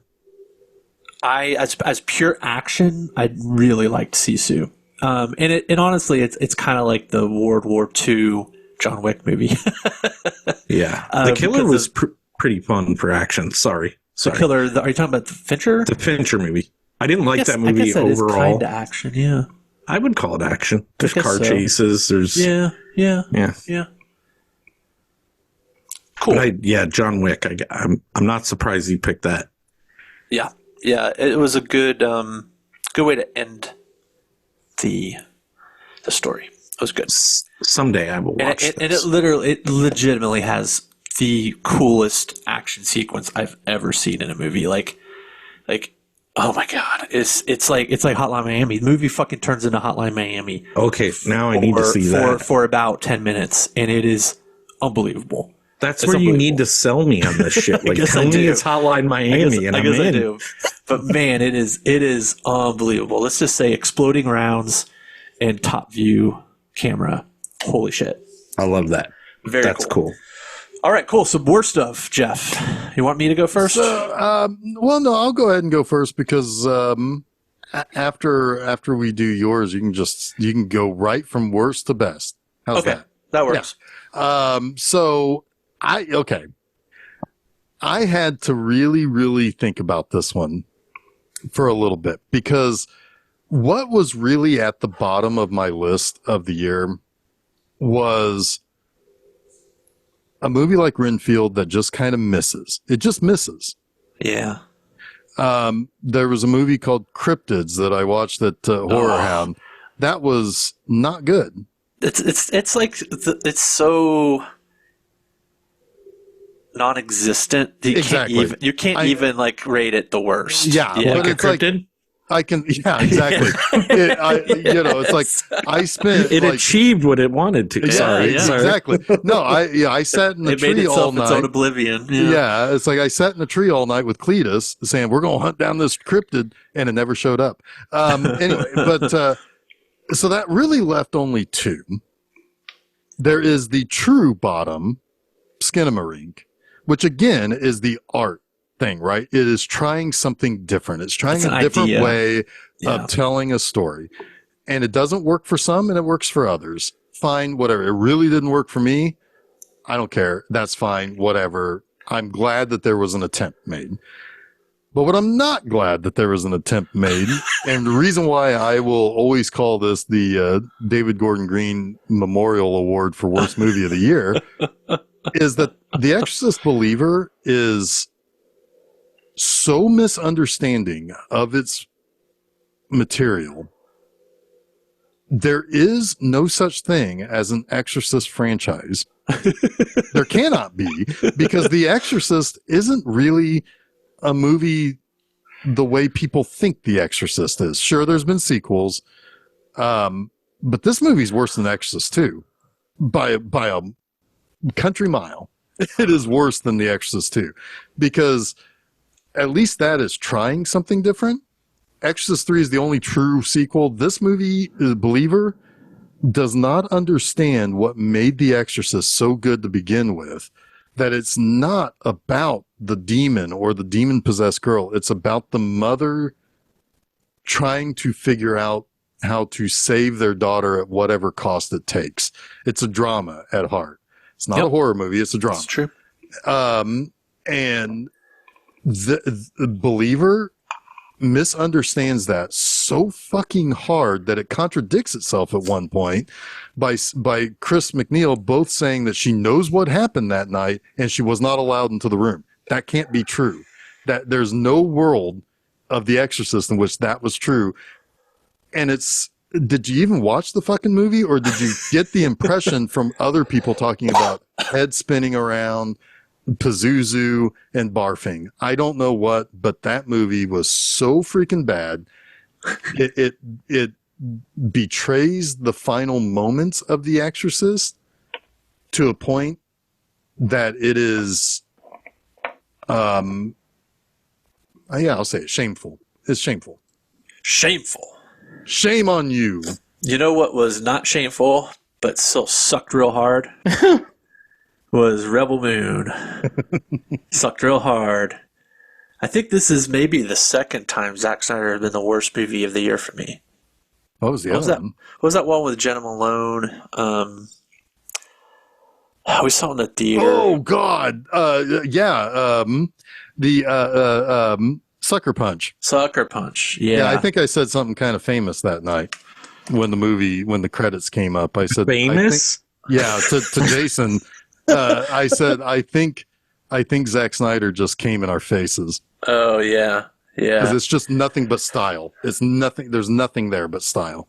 And This is- so You just described Zack Snyder in general. Well, Rebel Moon doesn't even have that. It doesn't even have anything interesting to look at. It's so derivative that there's not one original idea, not one original piece of writing, not one original character in the entire thing. It's like watching someone who has no talent but was handed $50 million and was told make something like Star Wars. And then completely misunderstood Star Wars. I was going to ask that because it was written as a Star Wars film. Yeah. So I was wondering if maybe Disney they really just dodged the bullet there. Well, it might have been Kathleen Kennedy's clock's right twice a day, right? Yeah. Her turning that one away was one of those times. It's terrible. It's terrible. I have no interest in part two. All the twists and turns are unbelievably predictable, because it's like a child wrote it. Zack Snyder sucks. Sorry, Zack. You're rich. You can take it. Jeff, please cap that. Like, take that vocalization, Jason saying Zack Snyder sucks, and put it in an ad for us. Because we'll get all more the- hate would help Yeah. us. Yeah. I'm afraid Let's we'll get the doxxed. Zack Snyder attack They'll on like us. try to But dox us and shit. However, Yeah. no, wait. I'll follow that up immediately with Jason saying that Kathleen Kennedy is right twice a day like a broken clock, because they also would like suddenly maybe we can get rid of a whole bunch of these assholes online by them. Maybe like, they'll just fight with imploding. each other somewhere else. Yeah, Yeah. How many assholes actually listen to our show? Probably not many. Probably not. Well, I mean, 3 assholes make the show. Yeah, So, that's Yes. true. Yes, But- that's your famous saying to the two of us. But I will also say that Kathleen Kennedy's clock has been right many times in her career. I know, many times in her But career. where Star Wars is concerned, Fair enough. Fair, in my humble opinion, fair enough. Oh, now you're going to alienate Jeff, Jason. Good job. but he's right. He's right. Her career is laudable. She's in one of those positions where she's going to She get can make some shit, mistakes. but she's going to Yeah. get shit no matter what Right. because of her position. Yeah. Right. And the mistakes she makes will not deter her career as a whole. Enough of this shit talk. Let's talk Let's about talk the about best of number the ones. best. Talking about number one. Yeah. Want me to go? Do it. Are we all Was doing that our the number plan? one here? Just to say? Yes. Yeah, we're all Okay. at number 1 now. Yeah. I didn't know if we were all talking about number one. Yeah. Go ahead, Who Jason. who does number 2 work for? I know who Who number 2 does hasn't number two work for? It's not been working for me lately, man. It's Oh, too no, much. we don't need to hear that. Share I'm too moving on. much. Well, actually, that's perfect segue, because my number 1 movie of the year is about a man who cleans toilets. I saw this movie 2 days ago. 48 hours ago. A little more than 48 hours ago, and it was immediately my favorite movie of the year. The great Wim Wenders made this movie. How old is he now? He is 78 years old. This is like his 30th movie or something. What's the name of it? Perfect Days is the name of it. Thank you. So do you know how it's just kind of like this is this year's The Straight Story for me. David Lynch's Straight Story. It is just an incredibly nice movie that is also about very deep, complex, emotional human feeling, right? But it's just as positive can be. And the story is about an older Japanese man who has a job cleaning toilets. The Tokyo Toilet is who he works for. And boy, let me tell you, the toilets in this movie are kind of a character of their own, because Japanese toilets are wild. Well, they've got those one glass rooms that like fog over when you. He actually demonstrates it for an American or British expat who doesn't know how they work. Yes, there's so many different weird toilets, and the architecture and the exteriors of them are different to kind of blend into parks and things. There's an art to these toilets, these public toilets. But his job is, he gets up at the same time of day every day. He wakes to the sound of an older woman sweeping the street. And he wakes up. It's still dark outside. He has a routine. He has plants that he cares for. He brushes his teeth. He puts on his kind of like jumpsuit for cleaning toilets. He has all of his things lined up at the door that he takes with him, and he looks out and he sees what day it is, and the type and whatever the weather is for that day kind of is the first thing that starts to inform his mood in some ways. He's very flat. Nothing really gets to him, but he has a routine, and he likes it when that routine has as little complications as possible. So it's kind of this movie about finding the beauty in everyday life, right? In the mundane. Like, look, life is precious. Life is a miracle. Like, we are lucky to be on this earth. You're lucky to be alive. You might have a job cleaning toilets, but there's still beauty in the world for you to experience and to encounter. And then to also not always let routine inform your life. Allow other things to happen to you, even if they're inconvenient, because you may also find beauty in those things. This movie made me weep. At the end of this movie, it's just, I'm not going to tell you anything about it, but it is a moment of like joy and sadness at the same time. Because it's just another day, right? And we experience those emotions from day to day, sometimes at the same time, sometimes, within an hour of each other. It's just so beautiful. The soundtrack is incredible, like easily the best soundtrack of the year.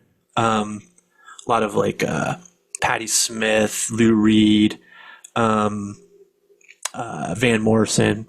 He's a cassette enthusiast, this guy. So all of his he's got a cassette player in his van that he drives. I was about to ask how this music made it into a movie about a Japanese guy. Yeah, that makes sense. It's like, finding the perfect song to listen to on the way to work and on the way home from work, right? I identify with that, like, for sure. Yeah. For sure. And then there's also like a little bit of the fact that analog is making a comeback, and now cassettes are collector's items, right? And him trying to identify with the generations behind him who he has to train on the job, and then a little bit of his family life and how that informs his day, his week, and really ultimately like gives you some insight into who he is and why he's doing what he's doing as a career, as a life. And his reconciliation with that. Like, is the simplicity of what he does enough for him? And would it be enough for you? It's very meditative, but so engrossing. Like, you go through probably a week, I think, of his life. And every day is, most of the days, maybe it's more like 2 weeks, but it's like a day on the job, and then you have his days off, and some of them vary and some of them are very much the same. And you kind of get a sense for when he's happiest, but also maybe when he's loneliest. And those two things can be the same. I don't know. It's this movie is like still stewing in my head. But boy, is it well made. And again, one of the best performances of the year. I'm gonna fuck up his name.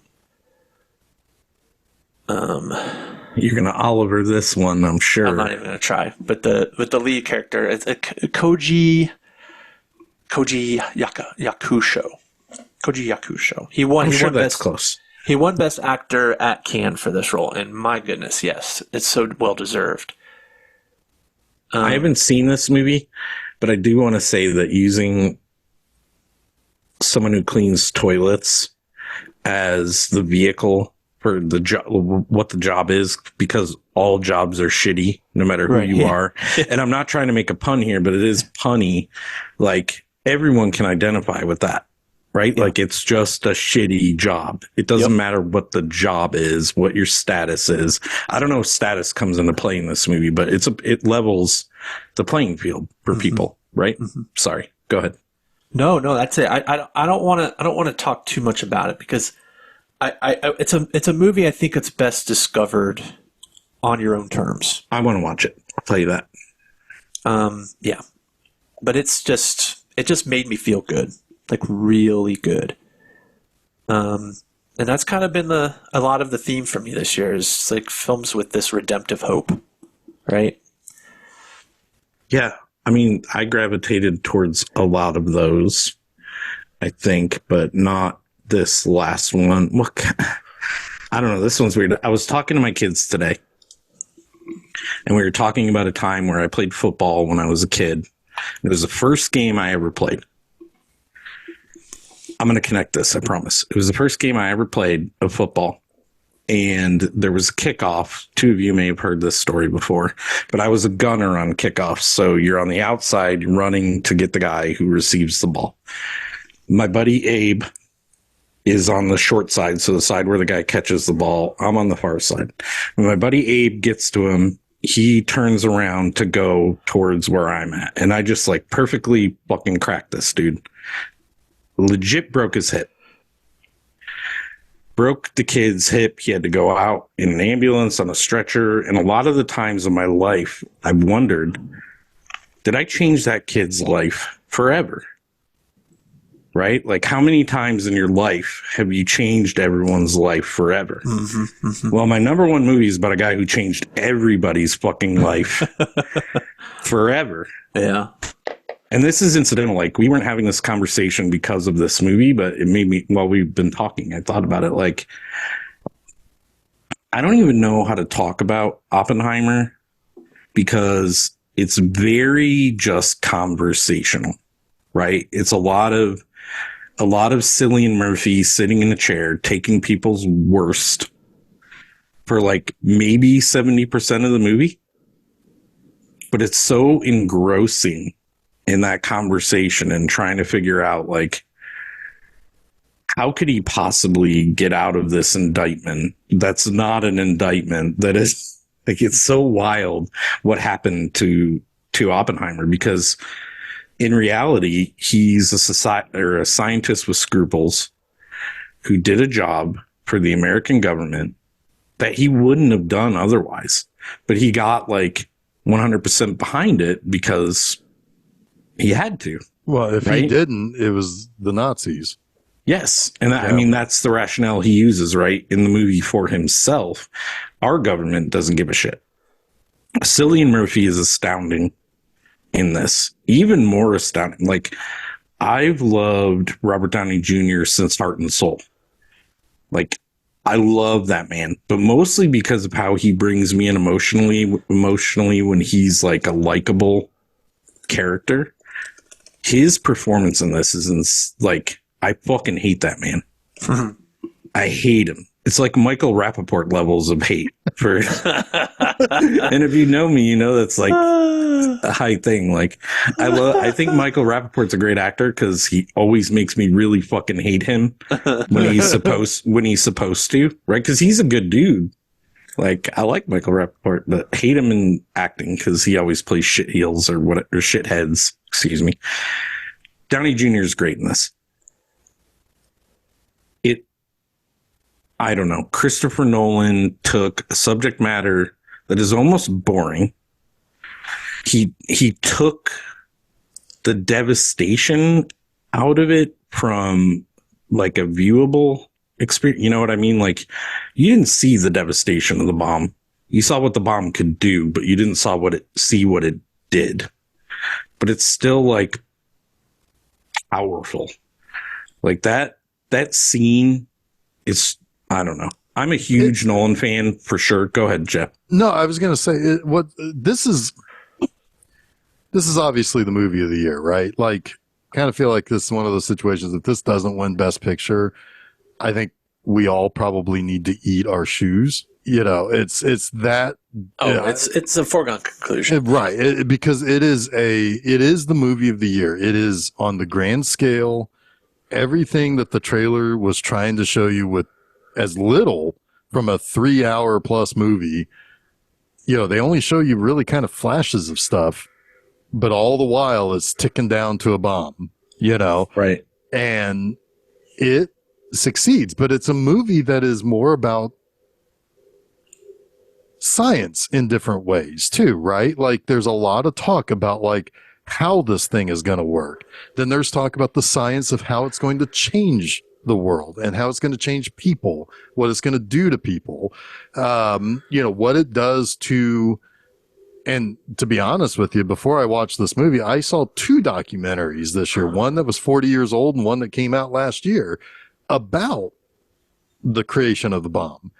And nobody who worked on that felt particularly good at a certain point afterwards because of what it led to. And what it led to was a horrifically scary Cold War. I don't think we all People really, are still scared. yeah, exactly. Yeah, I mean, but people don't realize that how close we were to nuclear war for like 50 years, after the creation of this bomb.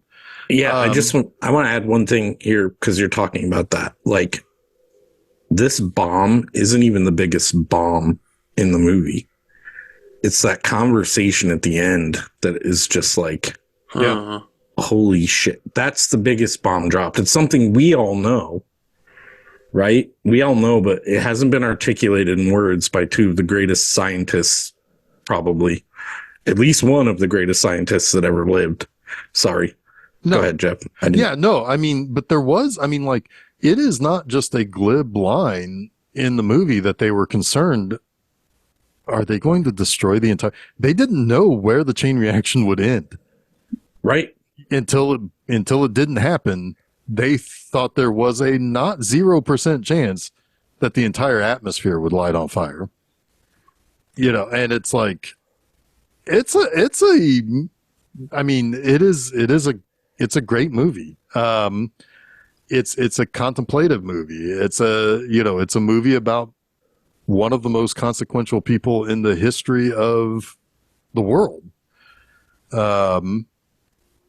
Absolutely. And 75 years on, almost 80 years on, 80 years on now, it's a topic that can still be hotly debated on what the use of the bomb was. Mm-hmm. Yeah, absolutely. It tackles all that very, very well. I have one last thing to say because I want to do a handoff. Jason, do you have anything on Oppenheimer before I give it to Jeff for his best movie of the year? I feel like shit, I'm gonna flub it. But BG's Talking it up on the Very Good Talk Show? Yeah, I feel like Robin Gibb right now. No, I don't have anything to add. No, I don't. No, I don't. I have nothing to add. But you really like this movie, right? You can one word it. Oh, yeah, I loved it. I loved it. This is one I really feel like we need to do an episode on one day. Because it's complicated. Yeah. It's really complicated. But my biggest worry about this movie going in was that it was going to glamorize, celebrate it, and celebrate, right? I was so concerned about that going in, to the point where I was like, man, I don't even think I want to see it, right? But then I was like, oh God, all right, I'm going to see it. I went and did the IMAX, and it's riveting. It's 3 hours of just like, it is the fastest 3 hour movie that's just talking. With 70% talking, absolutely. That I've ever seen. It's masterful. It really is. It's a technical marvel. It's so well written. It should win Best Editing by a landslide. My one complaint with it, get your dialogue fucking fixed, man. Sound mix. Like there were I didn't have an issue with that when I streamed it. I had so many troubles with it. I haven't watched it again at home, but I had so much trouble at times with the score being too loud for the dialogue.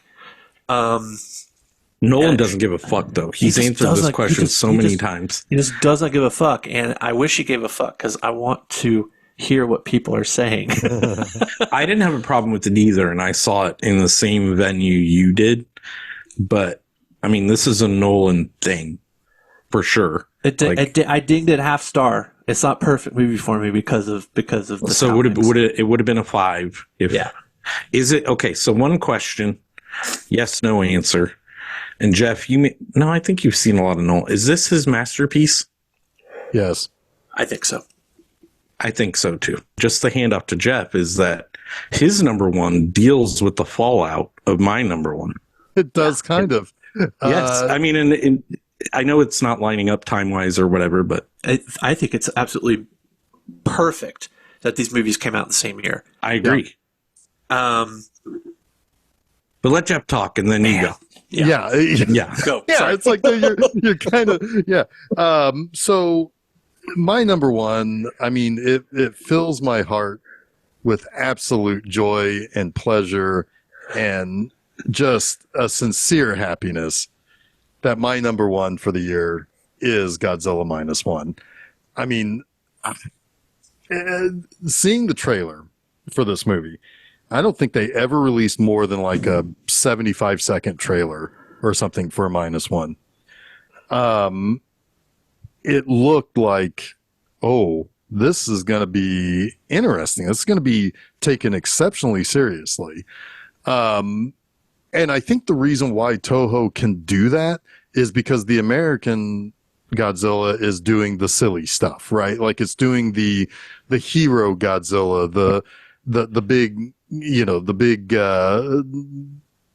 fun Godzilla. Now, personally, I cut my teeth on the fun Godzilla. It's like I like hero Godzilla, but there is something that can be said for the better part of the last 30 years or so where Toho's really taken Godzilla back to being some sort of metaphor. Sometimes it's metaphor for what we create. Sometimes it's metaphor for, our foibles. Sometimes it's metaphor for the entirety of how Japan has a great deal of guilt over World War II. Sometimes it's sometimes it's a force of nature sort of thing. But in this movie, what I really, really loved about this movie, and the reason why I think Godzilla minus one is not just the best movie of the year, I think it's the best of the Godzilla movies, period. Is that it strikes a perfect balance between human story and the monster. The movie is, I think, just over 2 hours, and it knows exactly, it knew to very early in the movie bring out the monster, let it subside for a little bit, let the characters kind of draw you into their human story, and then it knows when to bring the monster back, and then let that subside, and like almost as if the monster itself, we're experiencing the attack of the monster. It keeps coming back to the target, right? And one of the great things about the human story is not only are you so greatly like drawn into the Koichi and Noriko story, the couple, it's like, it doesn't take you long. You are really engaged with those two. But even better is I love the side characters that are on the boat with Koichi. They are unique, different types of people, and they all interact so perfectly, almost as if they are like, I don't know. They're almost like they are, like people you've known for, they're like any group of people that you meet or that you are a part of. The Sumiko, the neighbor who survived the bombing of Tokyo, even though her children didn't, and her long process of having to forgive Koichi, who can't forgive himself for running out of being a kamikaze pilot and failing at actually doing his duty. But then there's the whole, like, what are the people of Japan going to do about Godzilla? They cannot ask the Americans, and they can't get involved military wise. So they band together, and it's a metaphor for how they have to basically rebuild their lives and take back their lives from, the end of the war. Right. There's no government assistance for yeah. Yeah, exactly. And it's like, they have to pull themselves up off the ground themselves, and figure this out. And you see how somebody from the military is able to get the ship. Some Did one we of my lose Jeff? We lost. We I think lost him for a you, second. Jeff. Go back. oh you Just hang on a second. Okay, yeah, the saying is okay. Am I is good? Yeah, you're good. Yep, you're good right now. Okay. I'm gonna have to No, fix that one. But go ahead. So like they have to go out and like somebody from the military says I can get the ships. One of my favorite supporting characters, Noda, the weapons engineer. He has this whole plan about how they're going to stop Godzilla, and it's all this combining of these different ideas and these different people having to pull them, just pull themselves together and figure out this problem. It's a brilliant movie in that regard of how we see people deal with tragedy and pick themselves up from tragedy. I know some people don't care much for the end, but I think it's actually kind of brilliant. What don't they like? What Which part of the end? The reveal of So the hospital bed. yeah. Oh, oh. I think it's actually kind of brilliant because otherwise, without that, you don't have any real hope. When the movie has been building, he's been kind of shit on enough, right? yeah, and it's like the whole movie's been building toward hope, and it's like you gotta pay that off, or you're just going to end up realizing that what he did was maybe. So you mean just getting to the hospital bed, not what happens in the hospital bed? Well, yeah, because what's in the hospital bed is the reminder of that this thing is always going to be there. Right. So there is kind of the end and like the stinger is what you're referring to. Yes, I thought he was talking about the stinger. Yeah, but no, the actual survival. Let's put it. We can't even really know what the ultimate stinger means yet. Like I have my own suspicion about that, but then other people think like the Shin Godzilla stuff might come into play. No, it's not that. I don't think. I mean, no, I know what you're saying. I mean, I just think that it's just radiation sickness. That's what I think. Yeah, because that is something that very much these people had to deal with. It would be foolish to try to put it beyond what these people actually did deal with. I just want to say, I think two things about this movie, because it is, I think, the best Godzilla movie. Like, I don't know if it's easily, but it's close to easily the best Godzilla movie. And beyond the monster, who is, I think, really not, I don't think he's signifying the bomb we were talking about in the last movie, right? Like, beyond the monster, this movie is boiled down to support systems. Yeah. In, like, what is the main character's name? I'm sorry, Jeff. Koichi. Koichi. I couldn't even say he made the wrong decision earlier, failing as right. Like, to me, that's the right decision. Oh yeah, I mean, we're safely 80 years later, non-combatants. Yeah, absolutely. Yeah, but he could have made that more safely and in a better way, with the support system he had later that helped him accomplish his goal.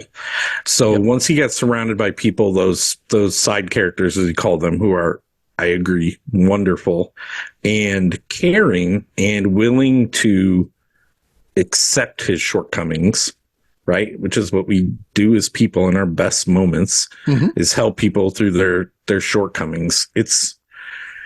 Man, I wish everyone in this world was a writer of movies, because we'd be better people. Because when you examine these topics, it makes you like kind of think about what makes a good person, right? And I don't adhere by this daily, but I know what it is, right?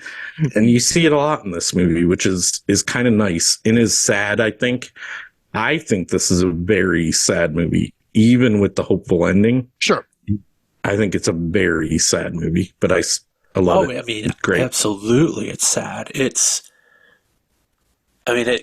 strikes right to the psyche of the Japanese people in the immediate wake of World War II, right?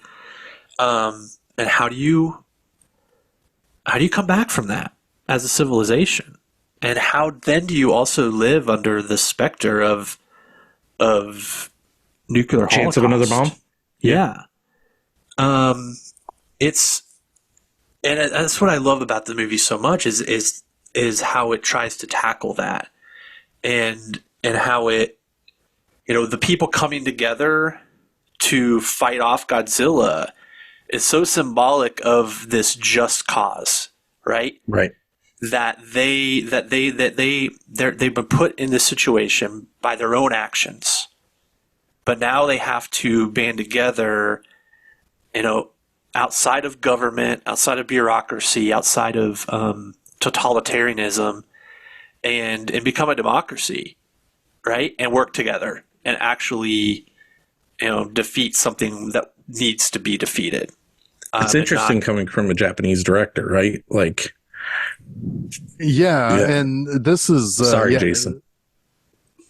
I Go mean, ahead, it's that examination. Only a Japanese director could make this movie. Yeah, Well, and it's that's true too. Yeah, this is it's kind of funny. This is maybe one of the most truly Japanese movies I've ever seen, right? Because it's about their spirit, right? It's not about the monster. It's not Right. about it's not about like another movie that made one of my lists a couple of years ago. It's a summer film, was about like Japanese school kids. It's like all the the typical like things you think about when you see Japanese media, right? The pop culture Japanese media. But this is about who they are as a people. Yeah, all the best Godzilla movies are not about Godzilla. No, They just can't have be. cool moments with Godzilla in them. Right. Yeah. Yeah. Yep. And and I love how the director Takashi Yamazaki has been like living his dream with this movie. Like he's going around, he's meeting like Steven Spielberg. He's he takes a picture with Cillian Murphy with the little Godzilla figure. Yeah. At like at one of the award shows to like, hey, Oh my God, baby Godzilla in this on the first island is so I hesitate to say baby because it's not like Gadzuki or anything like that, but little Godzilla and that first island is like it's the best, I think the best scene with Godzilla in the movie, but it's just very cool. I don't know, man. I still love the him chasing the boat and then him like blowing up It's cool. All of it's good. Yeah. I All of it's love that whole sequence. It's basically we became Jaws in that sequence, Yeah. right? Yeah. It's wonderful. Yeah. Yeah. But so this is I hope it pulls off the upset and wins the best visual effects. It's the favorite now. It is. It's I the hope, favorite now. because it The is creator has been the favorite, and it is now just barely behind it. it's just it's I want it to send the message that you can have successful movies on a budget of $10 to $12 million.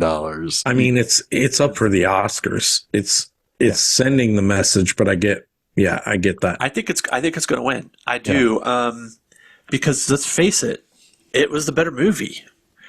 I think probably more people saw it. Probably, yeah. People are actually talking about it. Nobody's talking about the creator, right? It's Well, kind of and wild there's the gotta number be- of people that I didn't expect to be like Godzilla watchers went to see this movie. It's become In kind its of limited a run, right? mini phenomenon in the United States. Like Godzilla is bigger than he's ever been. Yeah, there's no film in the franchise that ever made as much money as this one did. At least I of have a the Toho Japanese ones. Yeah. Last question on this, and then if Yeah. anyone has final thoughts, please. I'm sorry for hijacking, but can you really make a successful sequel off this? Because I'd like to see more, but I don't know if there's a topic that a war or a, you know what I mean? Like, Well, I mean, you got to think about how the original, was sequelized. And were those successful sequels? well, in Japan, well, I mean, technically, yeah, they were. I mean, some more than others, but I don't know. I think you just put it in the Cold War. That's what I'm thinking. Or the attack on Pearl Harbor. Like, Godzilla attacks the U.S. and use him as the attack on Pearl Harbor would be fucking cool. Yeah. Even though it's not the bomb, but you make yeah. I don't know. I mean, I think the advantage It's is so many that ways like Shin Godzilla is the sequel to this. it kind of is. But yeah. how many years later, 80 years later or whatever. Yeah. Right. I mean, the one thing that is kind of interesting is that, the deal between Toho and Legendary, they cannot make a movie in the same year. Huh. That's So Toho got to make the movie last year. Well, this year it's Legendary. But I don't think Toho is going to try to push every other year anyway. No. But I mean, so they have time to think about how they want to do their next one. Whereas they know Legendary is kind of in the American trappings of a franchise, right? Yeah. So, and, but that's, they're two different flavors of the same thing. It's, I'm already over the American Legendary Godzilla. As much as I've had fun with it, like whatever. It's like, let me watch it and see destruction. But this is the Godzilla I want to see. sure. That examines all of the important shit. Yeah.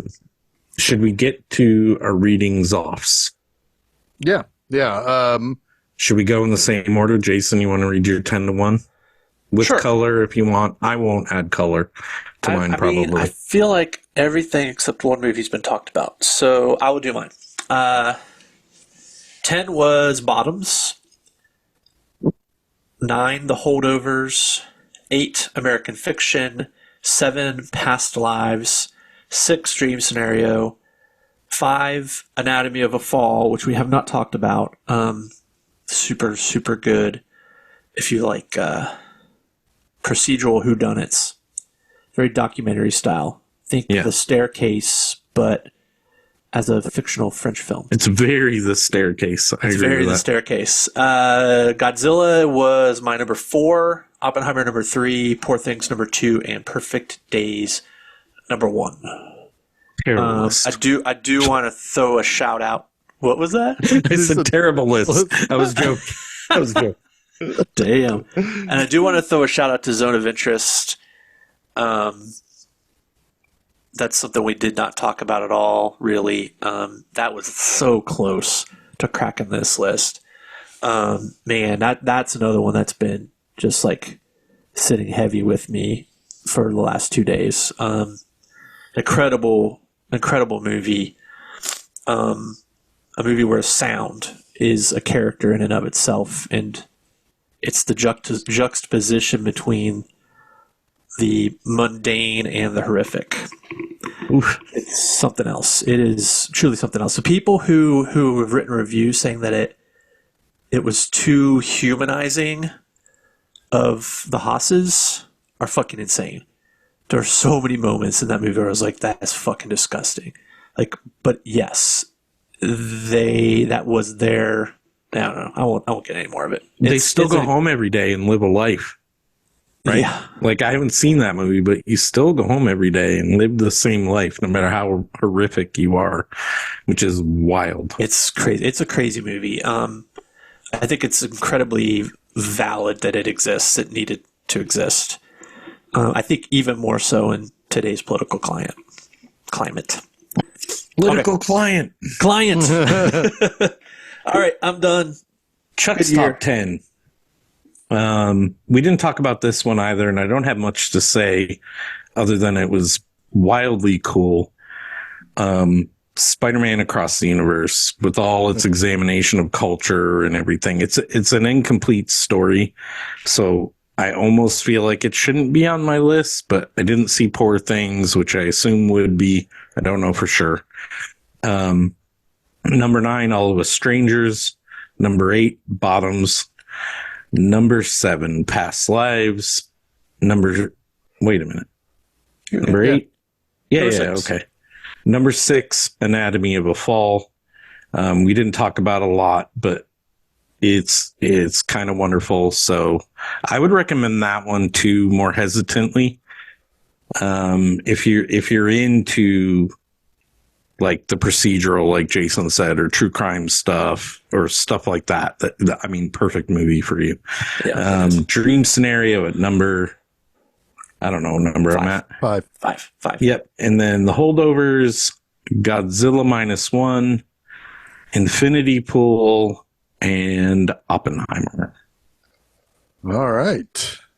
Okay, so for my list, number 10, Bottoms. Number 9, I mentioned it earlier, Mission Impossible Dead Reckoning Part 1. Just a hell of a fun night at the movies that night. Number 8, movie has not been talked about at all. Guardians of the Galaxy Volume 3. It just came out at a time that I was going through like a very emotional thing, losing Stanley. And I did not want to lose Rocket as well, so I was emotionally invested. And it was I think it's a dark movie, but I think it pays it off. But anyway. And just for our listeners, Stanley is your cat. Yes, one of my cats, yes. Number 7, Shin Kamen Rider. I want to watch more Kamen Rider, man. I know, just like that was just a wonderful find. Number 6, Past Lives. Number 5, Poor Things. Number 4, Oppenheimer. Number 3, American Fiction. Number 2, The Holdovers. And number 1, oh my gosh, everything I could have ever wanted, Godzilla -1. Hell yeah. One real quick shout out. Great list, Jeff. Great list. Hey, thanks. One quick shout out I want to make to a couple of movies that I saw that didn't make the list, but had 2 really quick things I want to say about it. I thought Eileen was a movie that had one of the best performances of a really, really kind of weird character that I didn't know what to expect from that. Is that an A24 film? No, it's Neon, I think. Neon, Oh, yeah. thank you. Thank you. But it's a movie that is, I can't imagine was easy to promote because it is not what you see in the trailers. And I thought that was kind of interesting too. That's one of my favorite scores of the year as well. Yeah, Really. absolutely. Kind of jazzy score, if I remember correctly. Yeah, which is another great thing about American Fiction, the jazzy kind of score for that too. I think it's the same person. I could be wrong. But the other one I saw at the Heartland Film Festival was The Lionheart, which was a great little documentary about Dan Weldon. If you're an IndyCar fan and you know stuff about Dan Weldon, then I think you will appreciate that as well. Not the same person. Laura Cartman did American Fiction. Oh, okay. And I'm pretty sure Eileen was scored by one of the people from Arcade Fire. Oh, okay. No, you're right. You're right. It is. It was because he, I think he had another movie around the same time. Maybe that's what I was thinking. And I really liked the score. I think it was Owen Pallett who did the score for Dream Scenario. Another really good score. One of my favorites. All right. So, shall we talk about what's to come on the show? No. Okay. Good night, everybody. All right. What are we revving up next week? Oh boy, we got March Madness. Yes, we do. Mad Max all month. All month long. All month. Revving it up and taking off. Yeah, it's a post-apocalyptic dystopian world, and we're gonna just drive straight through it.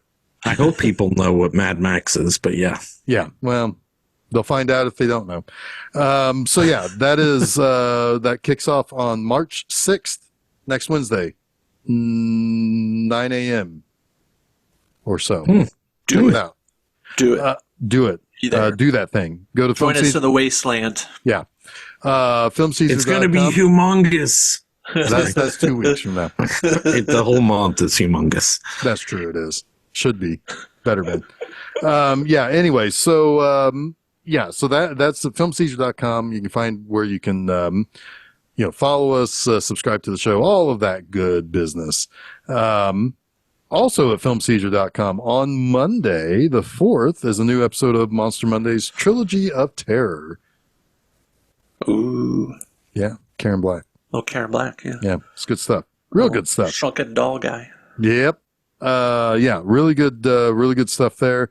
That is on Monday afternoon, filmseizure.com, all that good stuff.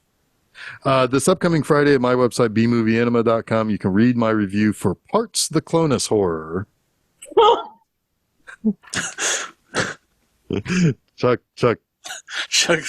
That name cracked me up. Clonus Horror? Horror. Oh. My bad. My bad. They cloned Clonus Tyrone. Horror. They cloned. The Clonus Horror. Yeah. Can I Anyway, talk about how the ending to I cloned the ending to they cloned Tyrone is so perfect. yeah.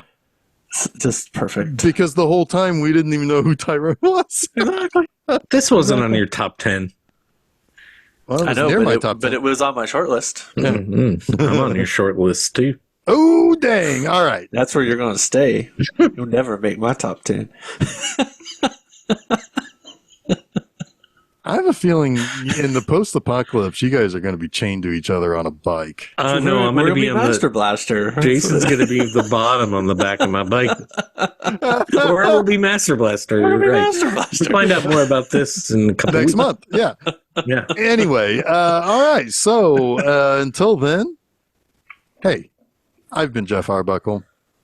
I'm on the short list of Jason. That's right. That's right. And I'm Jason Oliver. Chuck's on my short list, and you have been listening to Film Seizure.